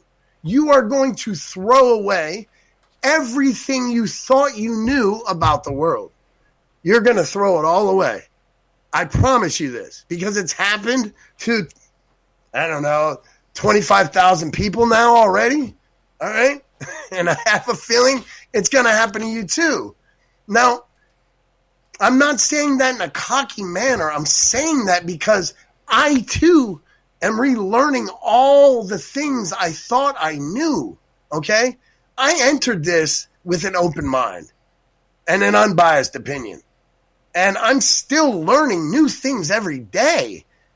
Like, I have a recording that can make lightning. Explain that to me, please. All right? Not only that, but I have another recording that can make wind gusts. And I found that one just messing around with a very simple app on called the Frequency Generator. And if you play at 10,000 megahertz, really loud, the wind starts blowing really hard. Didn't know that one. Things are very strange. Now, Tesla told us if you want to understand the universe, you got to think in terms of frequency and vibration. Now, I agree with him partially, but he left out light, right? A lot of people are going to tell you that light is frequency. I disagree. I think frequency is a type of light, not the other way around. Okay? And so we've gotten into a part of our research called Sky Dome Atlantis. Okay? Now, this is going to be a shocker to you guys, but this is the coolest thing you're going to ever see if you come to our channel. Okay? I promise you this. This is going to be the hook. One of the people asked me if I knew anyone that worked at like a government agency or something that fed me information, right? Well, I got using a technique, a photography technique called the Cintelli Method. All right, there's a Cintelli Method. Basically, it is a convex lens instead of a concave lens. All right, and in that switch, for some reason I can't explain it, you are able to see other dimensions. Now, this is scientifically proven stuff. You can look this up yourself. It is called the Cintelli telescope method. Unfortunately, it was invented by or founded by a Jesuit astronomer working for the Vatican. All right, you can't make this stuff up. All right. Well, this Vatican astronomer called Dr. Sintelli, who was a physicist, he created, he didn't create it, he discovered it, a telescope technique that all he did was turn a lens around. That's all he did.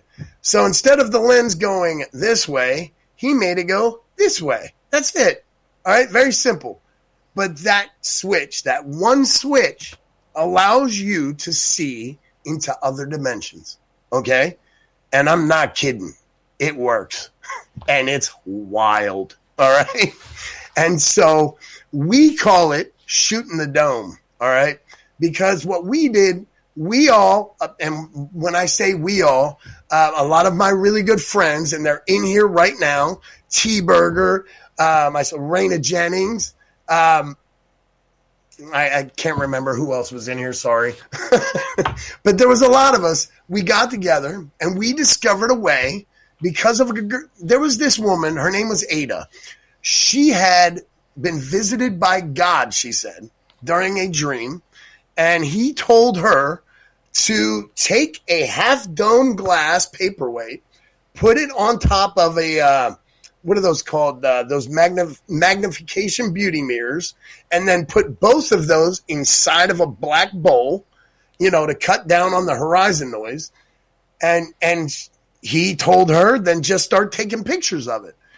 She didn't understand why, but for some reason, she was led to my channel and to me. All right. And so she shared this information with me, and I shared this information on our channel with everyone. So we all worked together, and everyone started using this technique, and everyone was catching the most amazing things, and we still do. I personally caught a Nephilim, if you know what that is. That is a giant riding on the back of a sun simulator, okay? So hold on. What's a sun simulator? It is a fake sun. And I talked about it a little bit earlier before. There are multiple suns. They're not all fake, but one of them, at least one of them, is fake. And we call it the sun sim or sun simulator. It literally is a huge LED light, and it works with a lot of different moving parts. It uses lens arrays. It uses mirror relay systems. It uses all sorts of stuff that I cannot explain to you. I do not know how it works 100%, but I'm trying to learn because every time I look at it, I learn something new. Now, you can look this up yourself. You can search for NASA Sun Simulator patent. You'll find that this is 100% real. It's patented. It's been in the sky for many, many years, probably since the 1960s. That was the first, in 1965, I believe it is, was the first Sun Simulator patent. Now, of course, patents aren't always being used, but this one is, all right? And we know it's being used because we have very good photos of it, very good videos of it.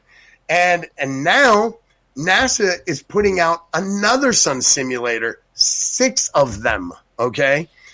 Japan, was it Japan? No, China just put out a holographic, a fake moon because they wanted to add more light at night because of the smog problem they have. Well, if they put one out and they were openly honest about it, and this is a communist country, well, how many fake moons do you think America put out? Well, can we really trust anything from China?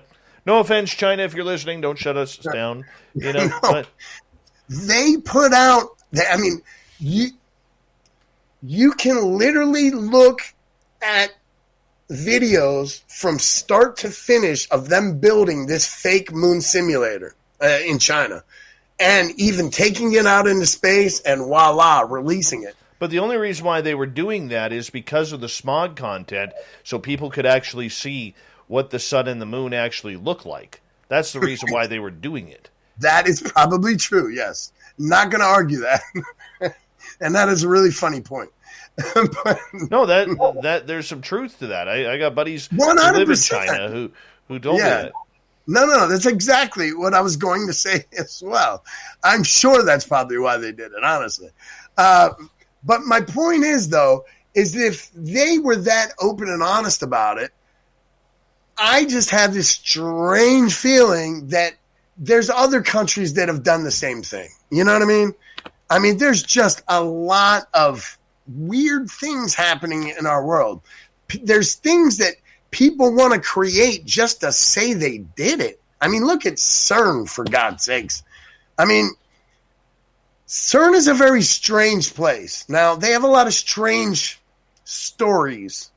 Now, my opinion, they're just stories, okay? Other people don't have that same opinion. Other people believe every story that comes out of CERN, and that's fine. Everyone is entitled to their opinion. Everyone is entitled to hate CERN or love CERN, hate NASA, love NASA, you know, those kind of things. But, oh, man, I don't know. I guess what I'm getting at is that NASA is openly releasing 6 new sun simulators. And they're actually showing more proof on this than they ever showed on the ISS. Because if you go back in time and you try to find information about the International Space Station, like when it was built and how they built it and, you know, who built it, it's not the easiest information to find.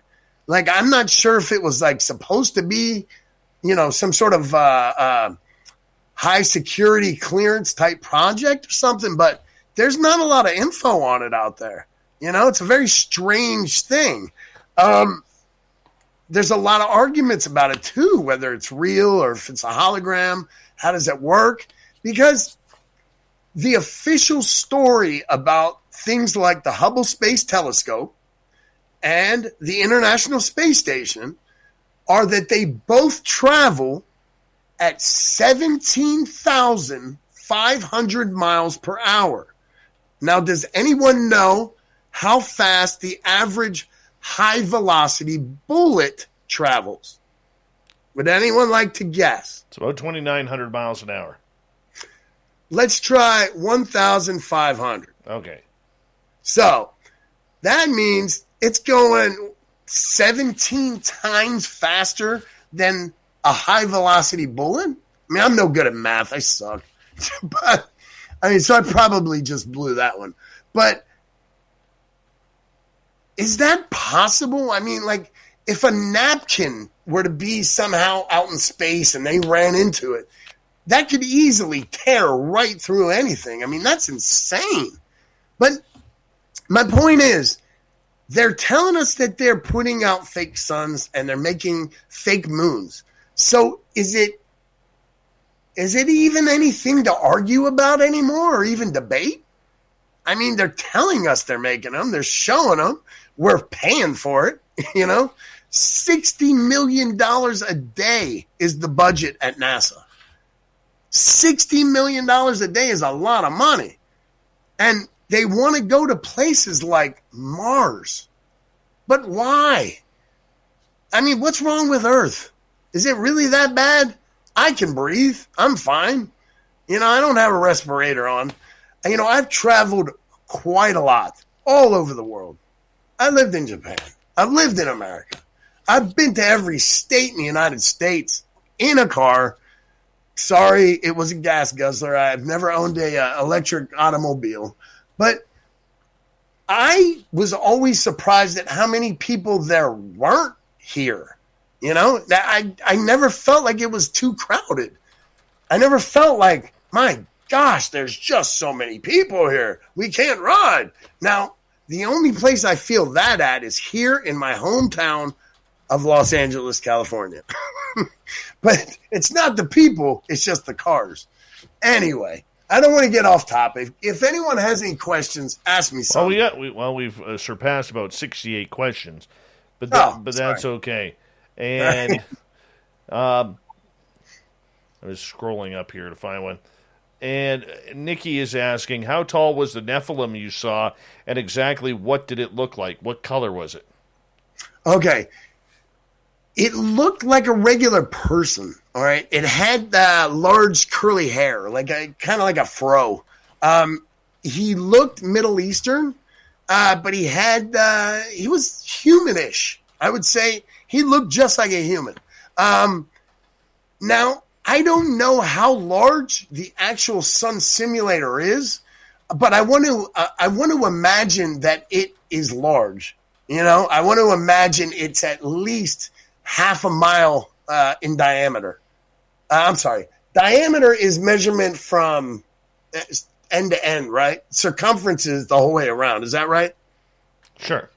Okay. So diameter. All right. So let's say in diameter, it is, I want to think it's about a half a mile. And he's standing on it, and he's got his arms draped on either side. So he's a big dude, man. I mean, I'm talking big. Now, you can look in the Smithsonian archives, okay? You can do searches for some old stories that they have about some of the discoveries that they've made about giants that they've recovered, all right? Giants skeletons, okay? This is a trippy one. So one of the real good ones they have, it starts out with some really uninteresting giants. At first, it's like, we have a 7-foot tall one. Then we got a 6-foot tall one, a few 6-foot tall ones, a few 7-foot tall ones. You're like, get to the point. Where's the giants? Then they talk about this one giant, okay? They don't even really give an accurate measurement of him, but the measurement in between your ear and your eye, okay, is about 4 inches. They said on this skull that they had in the Smithsonian that the measurement between the eye and the ear was 36 inches. And on that note, I'm going to get you to stop right there because we are going to go to break here at the top of the hour. We have Andrew Saporito here for another 30 minutes on Spaced Out Radio. What kind of woo can he bring to us the next half hour? I'm loving this so far tonight. ForTheWoke.com is his website. Boogeyman channel on YouTube. We'll be back right after this on Spaced Out Radio.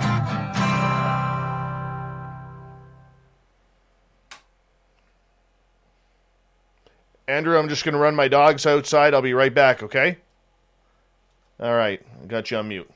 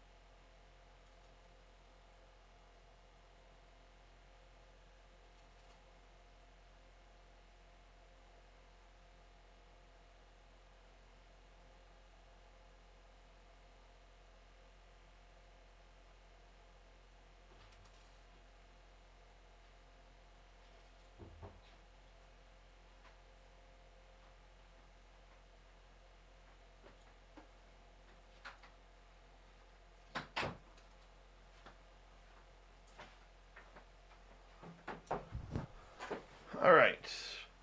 I am back. River Dogmo Pitbull, welcome to the show. All right. Let's see what's going on here.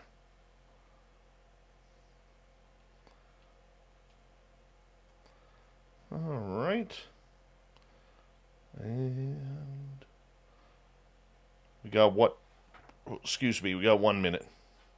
Okay.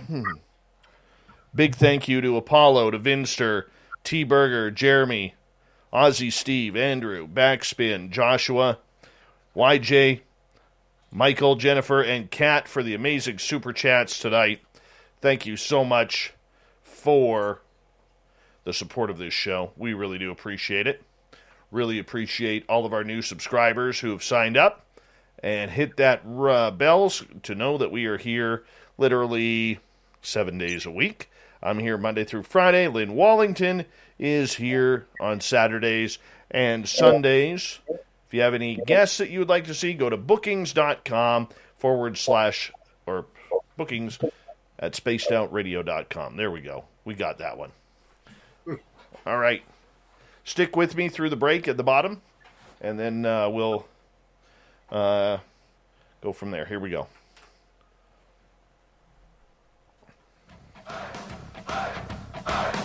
Would you like to connect with us? Head to spacedoutradio.com for all your latest show info. Now, back to Dave Scott and SOR. Here we go with the third and final hour of Spaced Out Radio tonight. My name is Dave Scott. Thank you so much for taking the time to join us. We really do appreciate earning your listening ears wherever you are on this beautiful planet we call Earth. We welcome back everyone listening in on our terrestrial affiliates around North America and digitally on TalkStream Live, Revolution Radio, and KPNL. All of our archives are free by going to youtube.com/Spaced Out Radio. Just do old Davey the favor, hit that subscribe button. The Desert Clam has set the password for tonight in the SOR Space Travelers Club, Macaridant. Macaridant is your password. Use it wisely, space travelers, as the Clam sets the password each and every night right here on Spaced Out Radio. Our website is spacedoutradio.com, where we have a plethora of features for you, including rocking out to Bumblefoot and reading up on Captain Shirk's SOR Newswire. Follow us on Twitter at Spaced Out Radio and on Instagram at Spaced Out Radio Show. For the final time tonight, we introduce Andrew Saporito.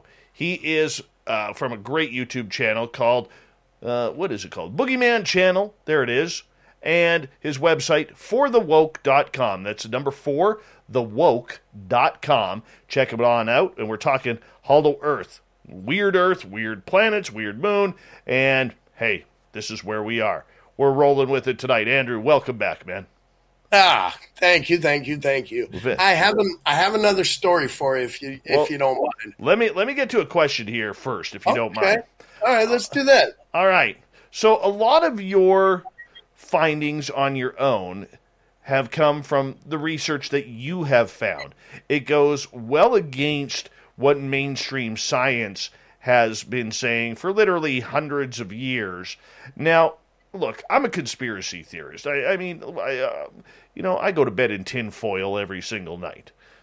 Okay, I can admit that. Nobody really knows that, but I do. You can't do a show like this unless you got, some tinfoil around.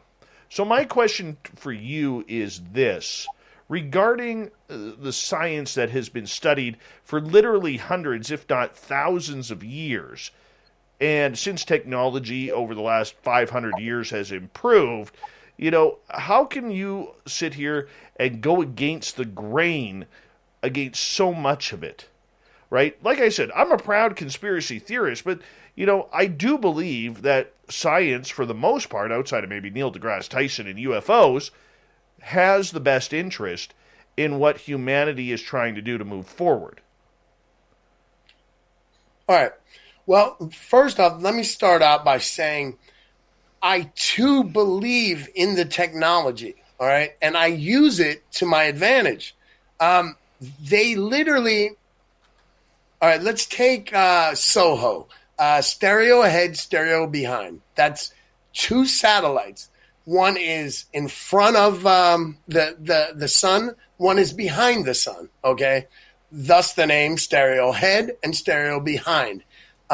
You can see this for yourself. It shows real time every day. But the problem is there is one part. All right, it shows. Let me try to describe it for you.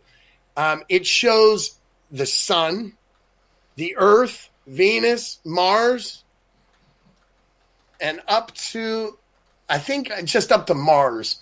It's Mars, our moon, Earth, and then, just Mercury and Venus. And then it shows something we're supposed to assume is the sun, okay?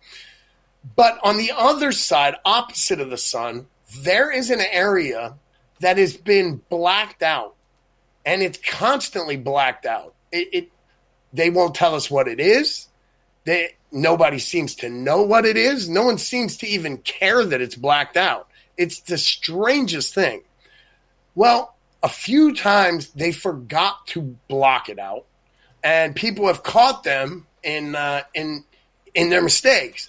And what you saw was something stranger than fiction. I mean, it was almost entities and light that had information in it. It was almost like a telegram that was being sent to Earth and from another place. And you could almost read the information. It was like a letter in a bottle, and it's very strange. And it shows even the planets on a daily basis that the Earth. It supposedly shows the Earth at both sides. It's got one side is the dark area, the other side is the light area. Unfortunately, though, it's square. And you can see this for yourself. This is on the website, the Soho website. It's on there every day. You can see every photo. I'm not making this up. This is something you can verify for yourself. The planets that they show, the moon is absolutely flat. The Earth is square-shaped. What are some other things? I mean, there's just serious weird things on this Soho website, and it's stuff that you would not have made up. And I mean, it's not stuff that you would even dreamed of. I mean, as a conspiracy theorist, I mean, you can, I don't know how to put it. It's just very strange. And there's even sometimes that there's humongous UFOs out there, the same UFOs, that are described in Ezekiel's wheel. That big, huge circle that you see in almost every sci-fi movie.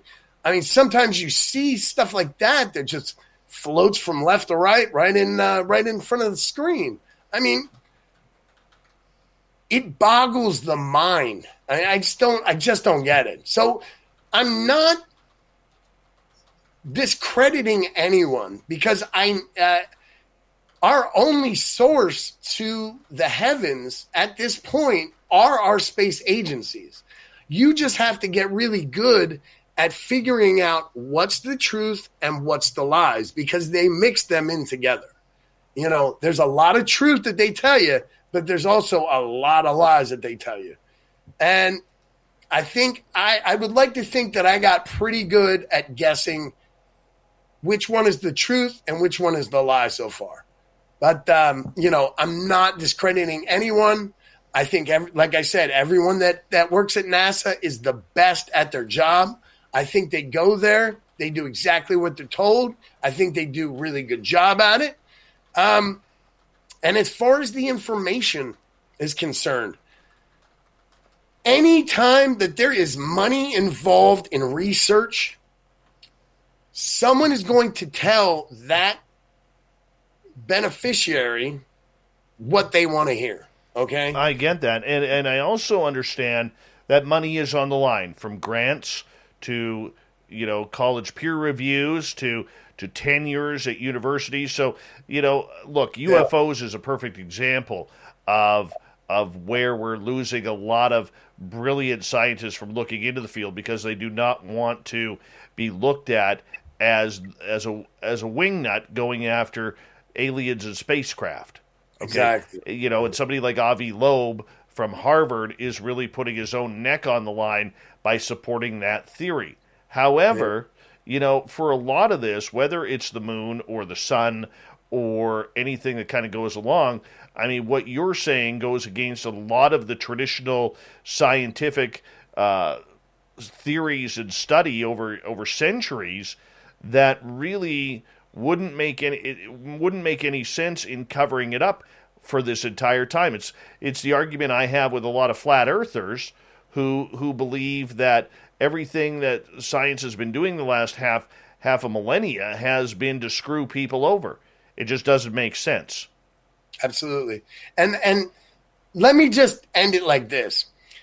I'm not telling anyone anything that you hear here tonight.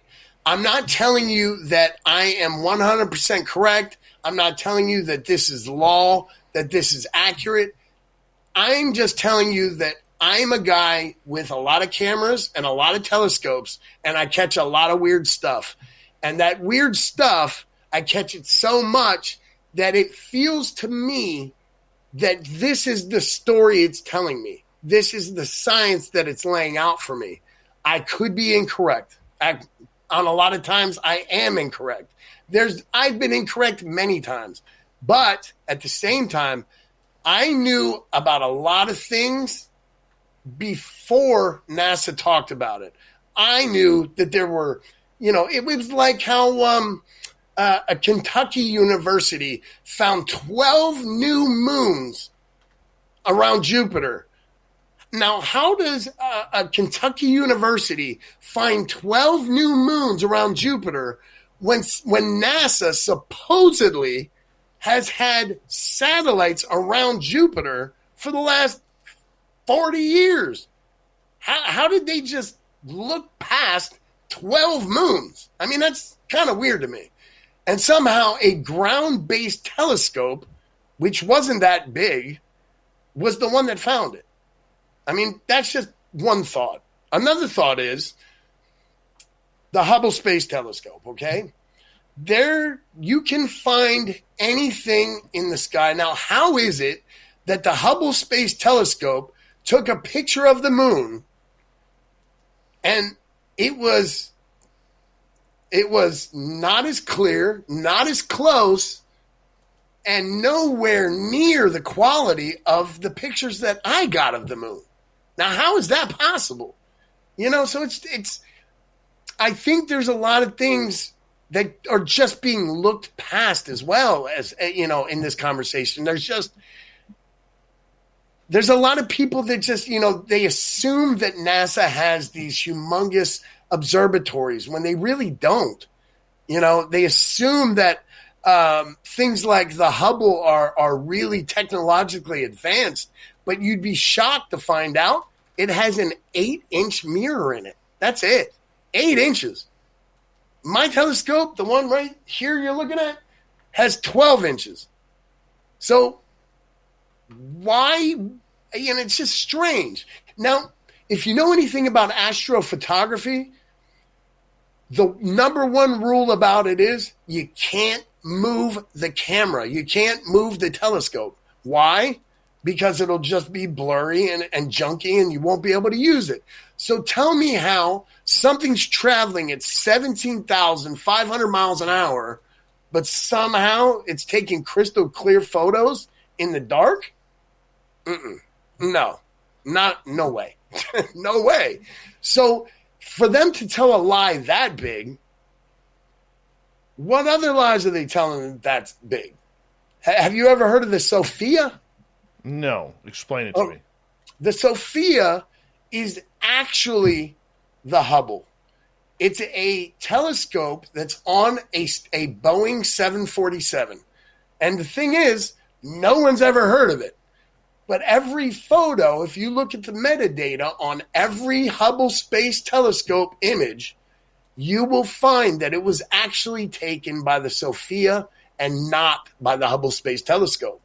I can find the Ra and Dec, the location of every entity in the heavens, but I've never found the Hubble Space Telescope. I can't find it. I've never taken a picture of a satellite. I can't find one, and I can't find the Hubble Space Telescope. So there's a lot of things I think we assume that we're so technologically advanced that how could a dummy like me be, finding these things out when they've probably already been known for so long, but in reality, we just were assuming the work got done, but it never did. You know what I'm saying? I don't know. It's just a guess. It's my best answer. But, I'm not cocky about the stuff. I want everyone to know I don't know how much of my work is correct. I can't go to the moon and check. I can't go out and fly into the stars and tell you that it's actually just a stage light with a lens in front of it. I am stuck here on the ground just like everyone else. So all I can do is speculate. But I can speculate pretty good. You know what I'm saying? But, that's why I try not to sell my stuff as reality. I want you guys to know that. What I'm doing is I'm doing my best, okay? I'm showing you what I'm catching. I call it the strangeness. That's it. I'm not going to ever tell you that this right here, this is the truth, and everyone else is lying. You're not going to hear that from me. I'm going to stay humble. I'm going to keep an open mind because tomorrow, what I just shot the day before, I might never be able to shoot again, or I might shoot something that just destroys what I just captured the day before. I don't know. Next question, Dave. Sorry. Oh, not a problem. As we continue on here on Spaced Out Radio, we have Andrew Saporito here for another 7 minutes here. A lot of rumblings here regarding your own research and the way you are doing things. How are you comparing your information to what the scientific books say? Well, actually, what I use is patents, physics white papers. I will use sky surveys in order to compare to. I actually use a lot of other astronomers, backyard and professional. I see what they caught and how it compares to what I've caught, and see if there's anyone else out there that has caught any anomaly close to what I've captured. And if they have, let's talk. You know what I mean? Let's try to figure this thing out together. So other people, communication, and, peer-reviewed papers, you can't, they're priceless. They really are, if they're real. There's a lot of peer-reviewed papers out there that could be fake. There's, let's face it, money rides everything. And so what I do is if I catch something that I feel is worth the time of other people, first thing I'm doing, I'm sending it off to as many people as humanly possible. I need a lot of eyes looking at it. But before I do that, I first need to go and double check it. I check every star map. I will check every app that it calls itself a star map. I will go to the sorry, I always mess this one up. The International Astronomy, what is that? The AIS. Yes, the International Astronomy Society. Is that? Yeah, okay. Anyway, moving on. I will check with them. They have a lot of white papers that are just open and you can download from them. I use physics papers. I use white papers. I use patents. I try to triple, quadruple check. I try to find out as much information as I can. Because a lot of times if you're just not hip to something that you just took a picture of and you think it's an anomaly, well, a lot of times it's not. It just, that was a leaf, or that was something that was, okay, and here's an example. We were at a national park. It was called Zion National Park.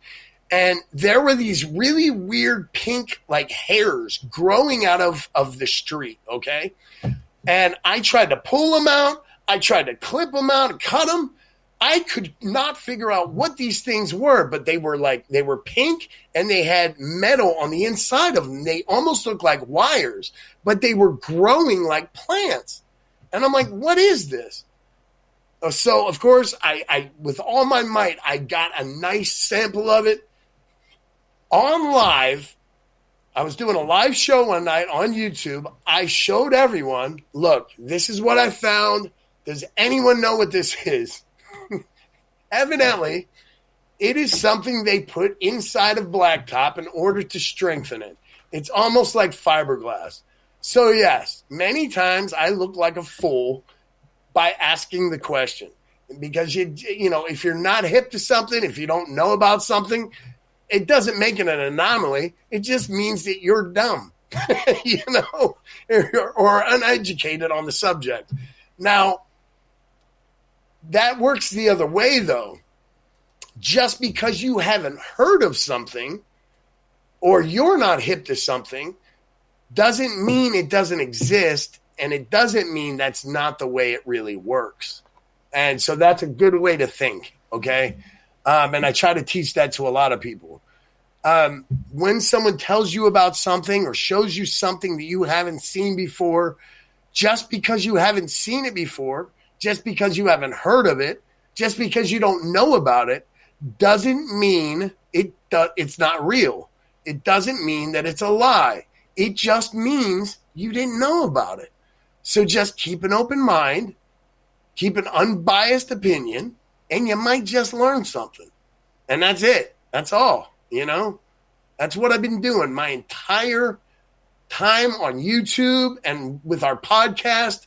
All I've been doing is learning. This entire journey of my whole thing here, I am learning so much. I came in here to try and learn more, and it's now flipping into a teaching situation, and I'm learning with certain people, and I'm teaching others, and it's just a beautiful thing. It really is. And, you know, I'm not great with words, but that's my answer. My friend, we got about 90 seconds left with you tonight, and I want to say thank you so much for coming on Spaced Out Radio. Really appreciate you taking the time and giving an alternative opinion to what is going on up in the sky above us and on this planet. It's been a lot of fun. Appreciate you, Andrew. Thank you. Thank you, guys. Thank you so much. You can find me at the number 4, THEWOKE.com. That's forthewoke.com. While you're there, check out the blog. Stay up to date. You can find us on YouTube. That's the Boogie Man Channel. Boogie Man Channel. 3 words. Love you guys. Take care, and thank you so much for coming. Really appreciate you doing that, man. And it's always fun to have a differing opinion and a differing thought base because, you know what? Hey, we're all allowed to expand. Keep up your work, and I really enjoyed this. It was a nice alternative. Thanks for having me. Really, I mean that. Oh, yay, definitely. And you know, we'll give credit to Alaska's greatest athlete, Emily Bigelow, for booking you tonight. And Emily, I love that woman. Thank you so much. Yeah, she's pretty cool. She, I know she's probably sitting in her home right now clapping. Oh, Emily.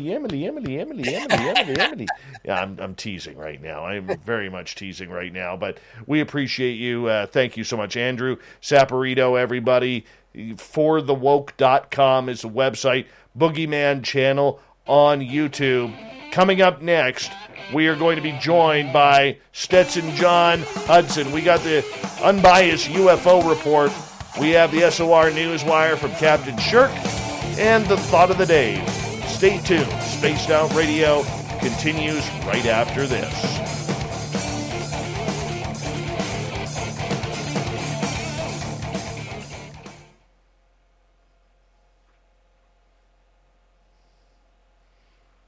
Good job, man. Thank you. Great job. Appreciate it. Appreciate you coming on in. Now I can finally start drinking. Jeez. Oh, yeah. Go have a beer on us. It's a good time for it. It really is. All right. And So what do I do? Just check out. I'm done. Check out. You're done, man. I also want to say thank you. You brought in a few new people to our chat room. I see a few of them hit the subscribe button.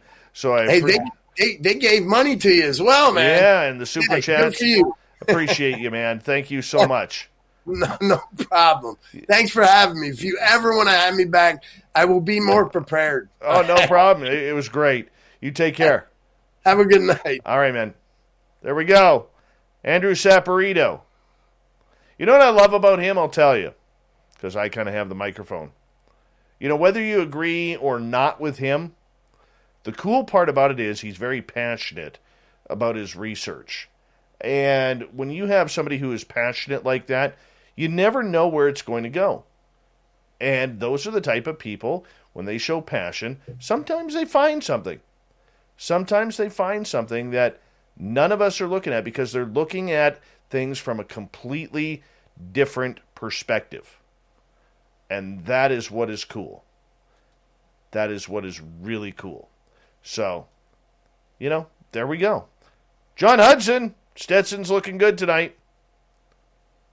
Good to see you, Dave. Good to see you. Turn your mic up a little bit here. I can get a little closer, too. And there we go. All right, wrenches, do your job. Looks like we got a troll coming on in here.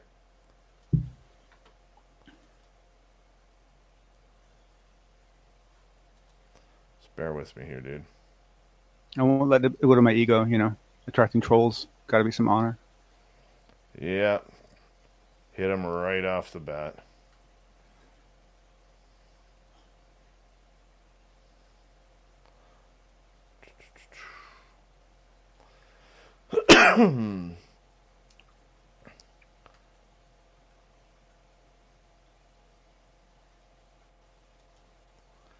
Lockbeard, I don't know if you saw, but I got your other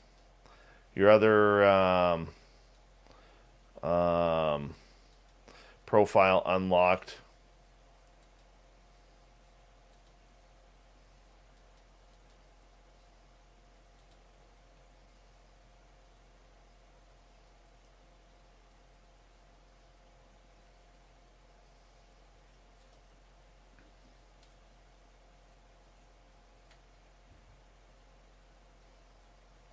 And do my wrenches, just remember to report the posts and then don't time them out for 30 seconds. Just remove them completely if you don't mind. All right. Oh, my. Yeah. Mr. Kruger is in true form. Well, it's idiotic. Especially at this point in history. Oh, you get it's not people, it's computers that are doing that, So, yeah. All right. Mennonite Abe is asking if you watched the Jeremy Corbell thing today. I only saw clips of it myself, but I read some stuff up on it, and Alpha Check did a fantastic tight synopsis of it that right. That helped me out. Yeah.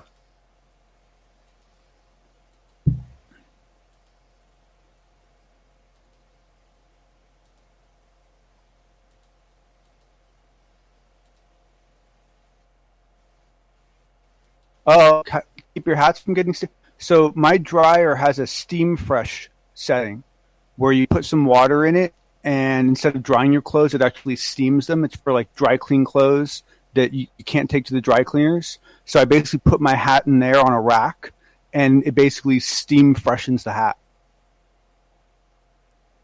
Nice. I gotta try that.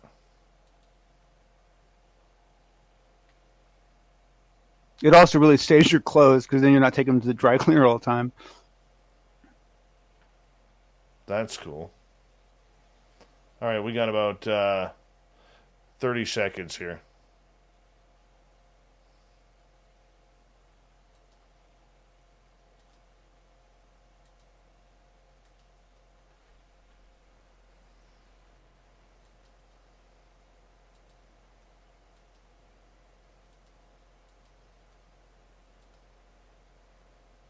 So what's interesting is most humans take actions based on a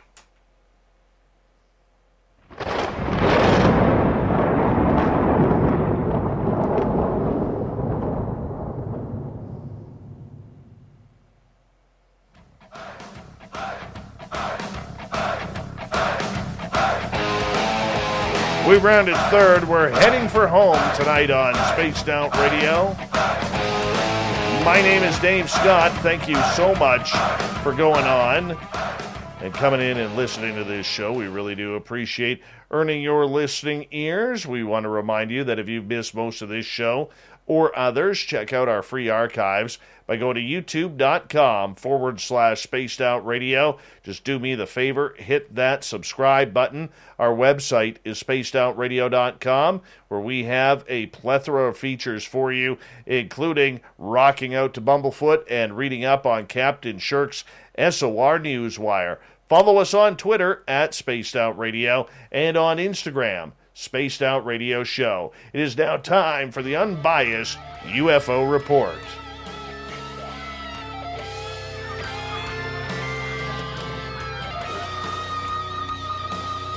This is where we bring in our UFO reporter, Stetson John Hudson, to give us all the UFO news of the day as we try and keep caught up with all the big news, because, you know, UFOs are still in the front line, not only here on this show, but around the system as well, the system of the media. John, welcome back, man. Good to have you here.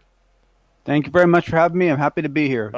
Just a quick comment. It's funny because when I first got into this, you'd only get a story every couple of weeks. It was really leisurely. Now, it's incredibly hard to keep up. All right. Let's start off with this, man. Who is Chad Underwood? So Chad Underwood is, in many ways, a figure like Alex Dietrich, in that he came out in small amounts at earlier stages, but only in very limited situations, primarily because he too was still active duty. And so there had never been an actual full interview of him where you actually got to see his face. I mean, we'd gotten quotes from him. There'd certainly been little snippets here and there, but this was the first time that someone actually had a chance to really sit down with him and have a full-on conversation with the guy that, let's face it, took the video that might end up fundamentally changing the course of history. So, how is he tied to UFOs? So, I mean, essentially, he was the weapons. Basically, most of these planes, have a primary pilot and a co-pilot. And the co-pilot takes care of all sorts of operational things, targeting and sort of things, and also manages the FLIR pod, the weapons pod on the bottom of the plane. And so he was actually the one that actually recorded the footage of the Tic Tac. So he is the actual person who filmed, one of the most famous, pieces of footage in history so far. Oh, wow. So he got the original recording of the Tic Tac that we hear the pilots talking in the background. Well, the ones where we hear the pilots talking in the background, where they're like, "Oh, look at the thing! Oh, there's a squad of them off." That's actually the gimbal. But the original Tic Tac, where you just see the white object, I don't. There was some talking. That's right. There was some talking. God, let's watch so many versions of that. But the original Tic Tac video from 2004. This is the guy that actually took that footage. Very cool. So, what's his stance on the UFO phenomena then? Well, I mean, he is. I really like how he how he tends to play this, because he's very, very specific on the points of why this is so abnormal and why this is so different and why this doesn't fall into any previous data sets of recognized behavior out of machines. He talks about the jamming aspects of it. He talks about the ability of this, the slave radar and being able to actually catch the FLIR footage. He talks about I just want to give a quick nod to not only to Jeremy for doing this, but for a user by the name of AlphaCheck who did some good synopsis of this today. And essentially, my read off of him is essentially, he's not saying it's definitely a UFO. He's not saying it's definitely aliens. He's not saying anything of the sort. He's definitely playing a careful line. But once again, like Alex Dietrich, he's basically pointing out, look, these are things that are incredibly abnormal, and these are the reasons why they are incredibly abnormal. And so he's a very, very good witness. He's a very strong witness, and he essentially, lays out some nice, facts and data points that kind of illustrate, what his experience was, and what about it got his attention in the process. Now, of course, it's been a long time now, and so they've all been talking about it for years. So it's not as good as having a fresh account of it. But I would argue that that he's every much as important of a figure in that encounter as Commander Fravor or Alex Dietrich. How long did he serve for? Was this his only incident? My understanding was that this was his own. Well, you know what? I take that back. I'm not totally sure on that. My understanding was that this was a unique incident for him, but I don't know if he said anything differently recently. And so it wasn't like what we saw before, where they talked about seeing it on a daily basis and that sort of thing.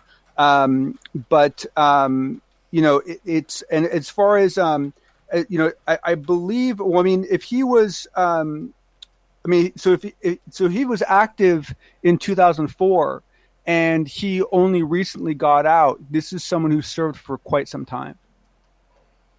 Interesting. At least 15 years. Interesting. All right, let's move on here to number 2, which is the Wilson documents resurfaced by somebody named Brit in Wonderland. Tell me about this. So this is wonderful. I cannot more highly recommend that people go check this out, especially because she nails it all down in 8 minutes flat. And basically what she shows is that there was a law basically put into place that went into place in 2017. And what the law did was essentially take the DoD acquisition technology logistics organization and split it into 2 separate organizations. This happened in 2018.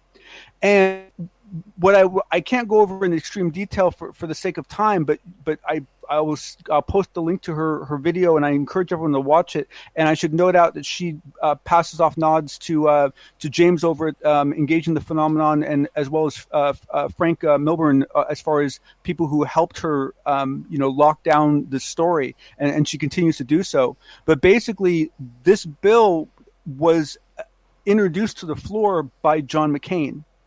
And so the hypothesis that she puts forward is that the result of what Wilson experienced in the Wilson memo was likely experienced again by Elizondo and Mellon in the future, and that they very likely communicated that frustration to McCain, as well as all the other people that were involved at that point, and that it was possibly and this is what she's trying to find evidence for, it was possibly a very clear tie that essentially this bill was introduced by John McCain and passed specifically to combat the challenges they were having with getting access to information about SAP programs, because what they discovered was a lack of oversight, which is what this bill is supposed to address. And so it's a very interesting hypothesis. She lays it out very cleanly, and she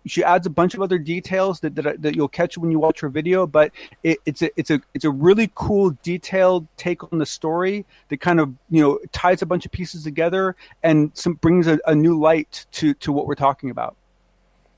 Well, that's real interesting. I'm just surprised the Wilson documents keep coming up, John. For our audience who doesn't understand or know what we're talking about regarding the Wilson documents, take a minute or two here to quickly break those down. Okay. So, and I can post links to these as well, because I got very irritated by the way they were getting shown. They were in like lots of different sheets. So I put them all together into individual PDFs, and so we can take a look. But specifically, the part that she's referring to is essentially it's a point by point recording essentially of a alleged meeting that Dr. Eric Davis, who we all know and love, had in a car with I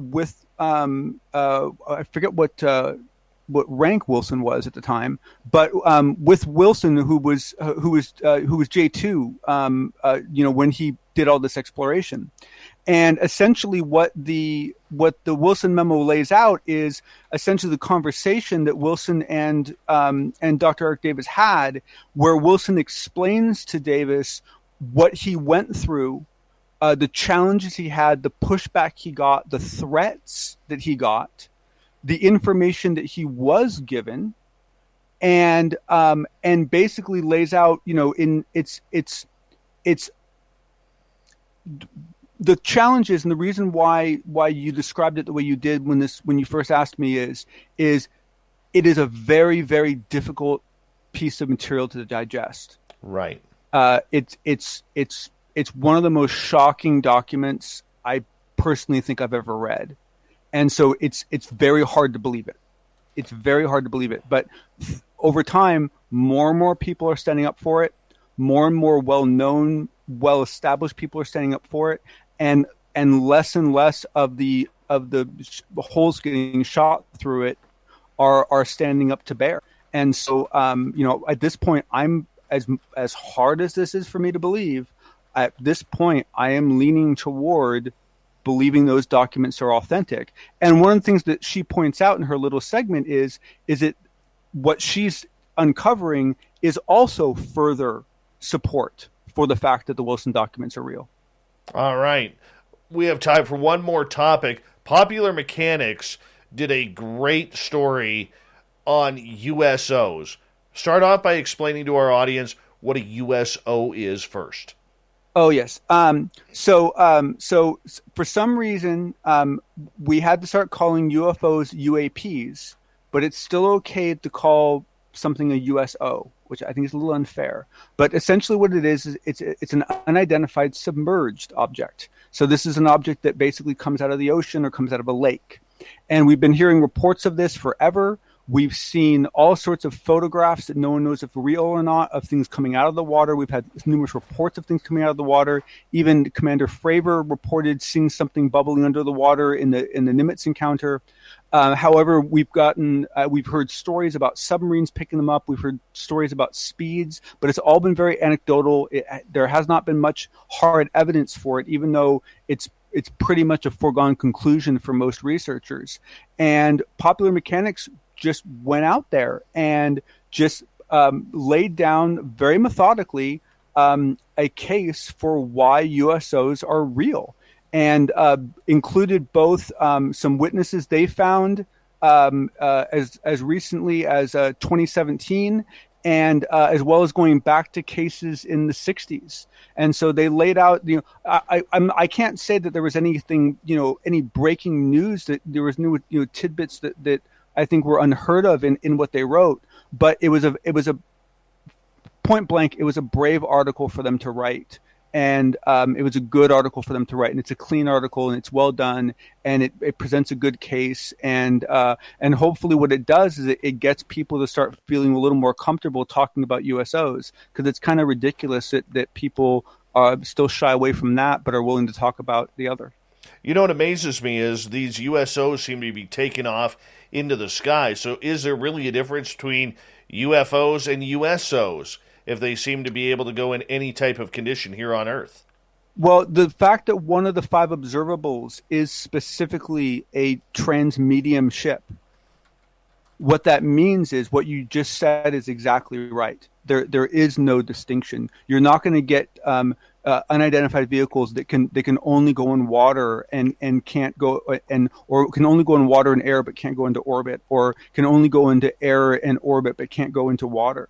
And basically, if the hypothesis that many of us have that essentially there is a type of something akin to a warp bubble around this craft that gives them a different reference point from a relativity point of view, then essentially by masking it from inertia and masking it from all that activity, it should be able to go through atmosphere, air, or water, or to be very blunt, it should actually be able to go through solid objects.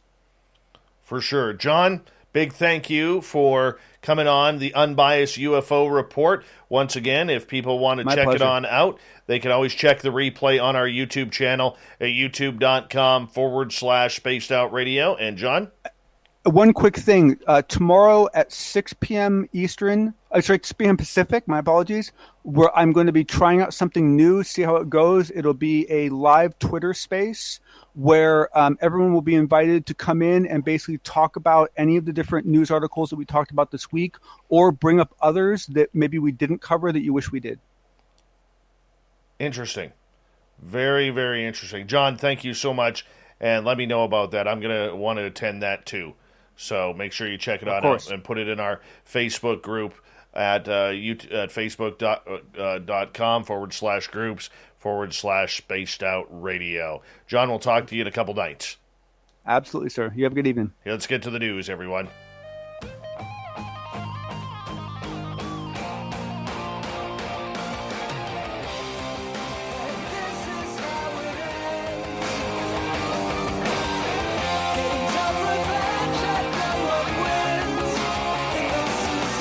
The news is always changing, which is why we bring you the SOR News Wire at the back end of every show, where we get to the weird, the strange, the wacky, and sometimes the scary. We were just hearing reports of an 8.1 earthquake happening in Alaska around Juneau, and we are trying to find more reports. And of course, the West Coast here, along with Hawaii, will be on tsunami alert. We will keep you up to date on everything that is happening with that as well. So let's just make sure that everybody is safe and sound, and make sure that, God, I hate earthquakes. Earthquakes and tornadoes scare me. And those big wind things, or hurricanes. Don't like those. Don't like those at all. I'll take forest fires where I am anytime over any other of those natural disasters. Seriously, 8.1. That is massive. Absolutely massive. All right, let's continue on with the news here. Hey, finally, a German court has ruled that women can't be excluded anymore from a traditional event in which fishermen compete to catch the biggest fish in a stream that runs through a Bavarian town. The state court in Memmingen said the group that organizes the town's Fischertag, or Fisherman's Day, must allow female members to participate in the climax of the annual summer event, which features people jumping into the stream with nets to catch trout. Whoever catches the biggest fish is crowned the Fisherman's King. About time women are allowed. It's fishing. Oh, I knew Captain Shirk would throw this one in. DNA analysis confirms that an eel-like creature pulled from a Florida canal 2 years ago is otherwise known as the penis snake. Yeah, this one has escaped the trousers into the canal and has since yielded several other specimens because it is horny and looking for love. leading to concerns that the non-native amphibian has taken root now in America. To our knowledge, this represents the first recording of a penis snake in Florida or anywhere else in the United States, declares the new research published in Reptiles and Amphibians. This 2-foot-long hammer specimen was captured by members of the Florida Fish and Wildlife Commission in Miami's Tamiami Canal, also known as the C4 Canal, back in November of 2019. Yeah, this thing's swimming. It's taken life. The penis fish, everyone. Or, pardon me, the penis snake. It's only up to Captain Shirk who would totally put that in there. By the way, we've been saying this on this show for a while. Religious and secular thinkers alike have discussed what the implications for religion would be if humans discovered intelligent life on other planets. In the United States, highly religious adults are much more skeptical about the possibility of ET life compared with those who are less religious. This is evidenced by a variety of measures of religious engagements. For example, U.S. Christians are far less likely than religiously unaffiliated Americans to say that their best guess is that intelligent life exists on other planets, 57% versus 80%. And U.S. adults who attend religious services on at least a weekly basis are considerably less than those who seldom or never attend services to say that ET life exists elsewhere, from 44% versus 75%. Telling you, we're in for a doozy here when this happens, and we'll get to this story here quickly. Angel? Alien or shapeshifter? New viral footage of some strange aerial phenomena is the choose-your-own-adventure story of the conspiracy theory hive right now. Video that first appeared in June on Facebook, a UFO, for a lack of a better term, was spotted by an air traveler against a clear blue sky backdrop with characteristics that looked more like a biology book, according to those who saw it. Yeah, so Neil Evans, whose channel Disclose Screen regularly publishes UFO sightings or bizarre phenomena, picked up the footage. This one has me stumped, he says. No clue what it is. And people are going to call this a UFO, Evans narrates in a voiceover, heard by over 42,000 on YouTube so far. Well, technically it is, but I'm leaning towards this being a biological entity or a plasma-based life form living in our upper atmosphere. Wow. That's a big assumption. Thank you to Captain Shirk for the SOR Newswire. Thank you to Stetson John for the Unbiased Ufo Report. And to our guest, Andrew Saporito, for coming on in and talking about holograms. We got Mr. Ron Bumblefoot Thal rocking in the background with Little Brother is watching. Bumblefoot is the official music of Spaced Out Radio, rocking us in and out of every single show. Get your horns up for the guitar god himself. Special thanks to everybody listening in at home, at work, in your cars, wherever you may be. Thank you to everyone checking us on out on YouTube, LGAB, Revolution Radio, Spreaker, Facebook, and on Twitter at hashtag Spaced Out Radio. Remember, this show is copyright by Spaced Out Radio and SOR Media Ventures Limited. Thank you so much for choosing to share your evening with us, because together, my friends, we own the night. Mr. Bumblefoot, we need a favor. We need you to take us home.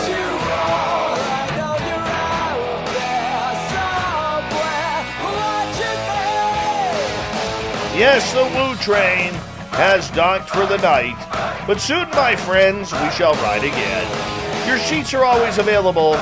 Your tickets never expire. And if you want to bring a friend, we've got room for them too. Good night.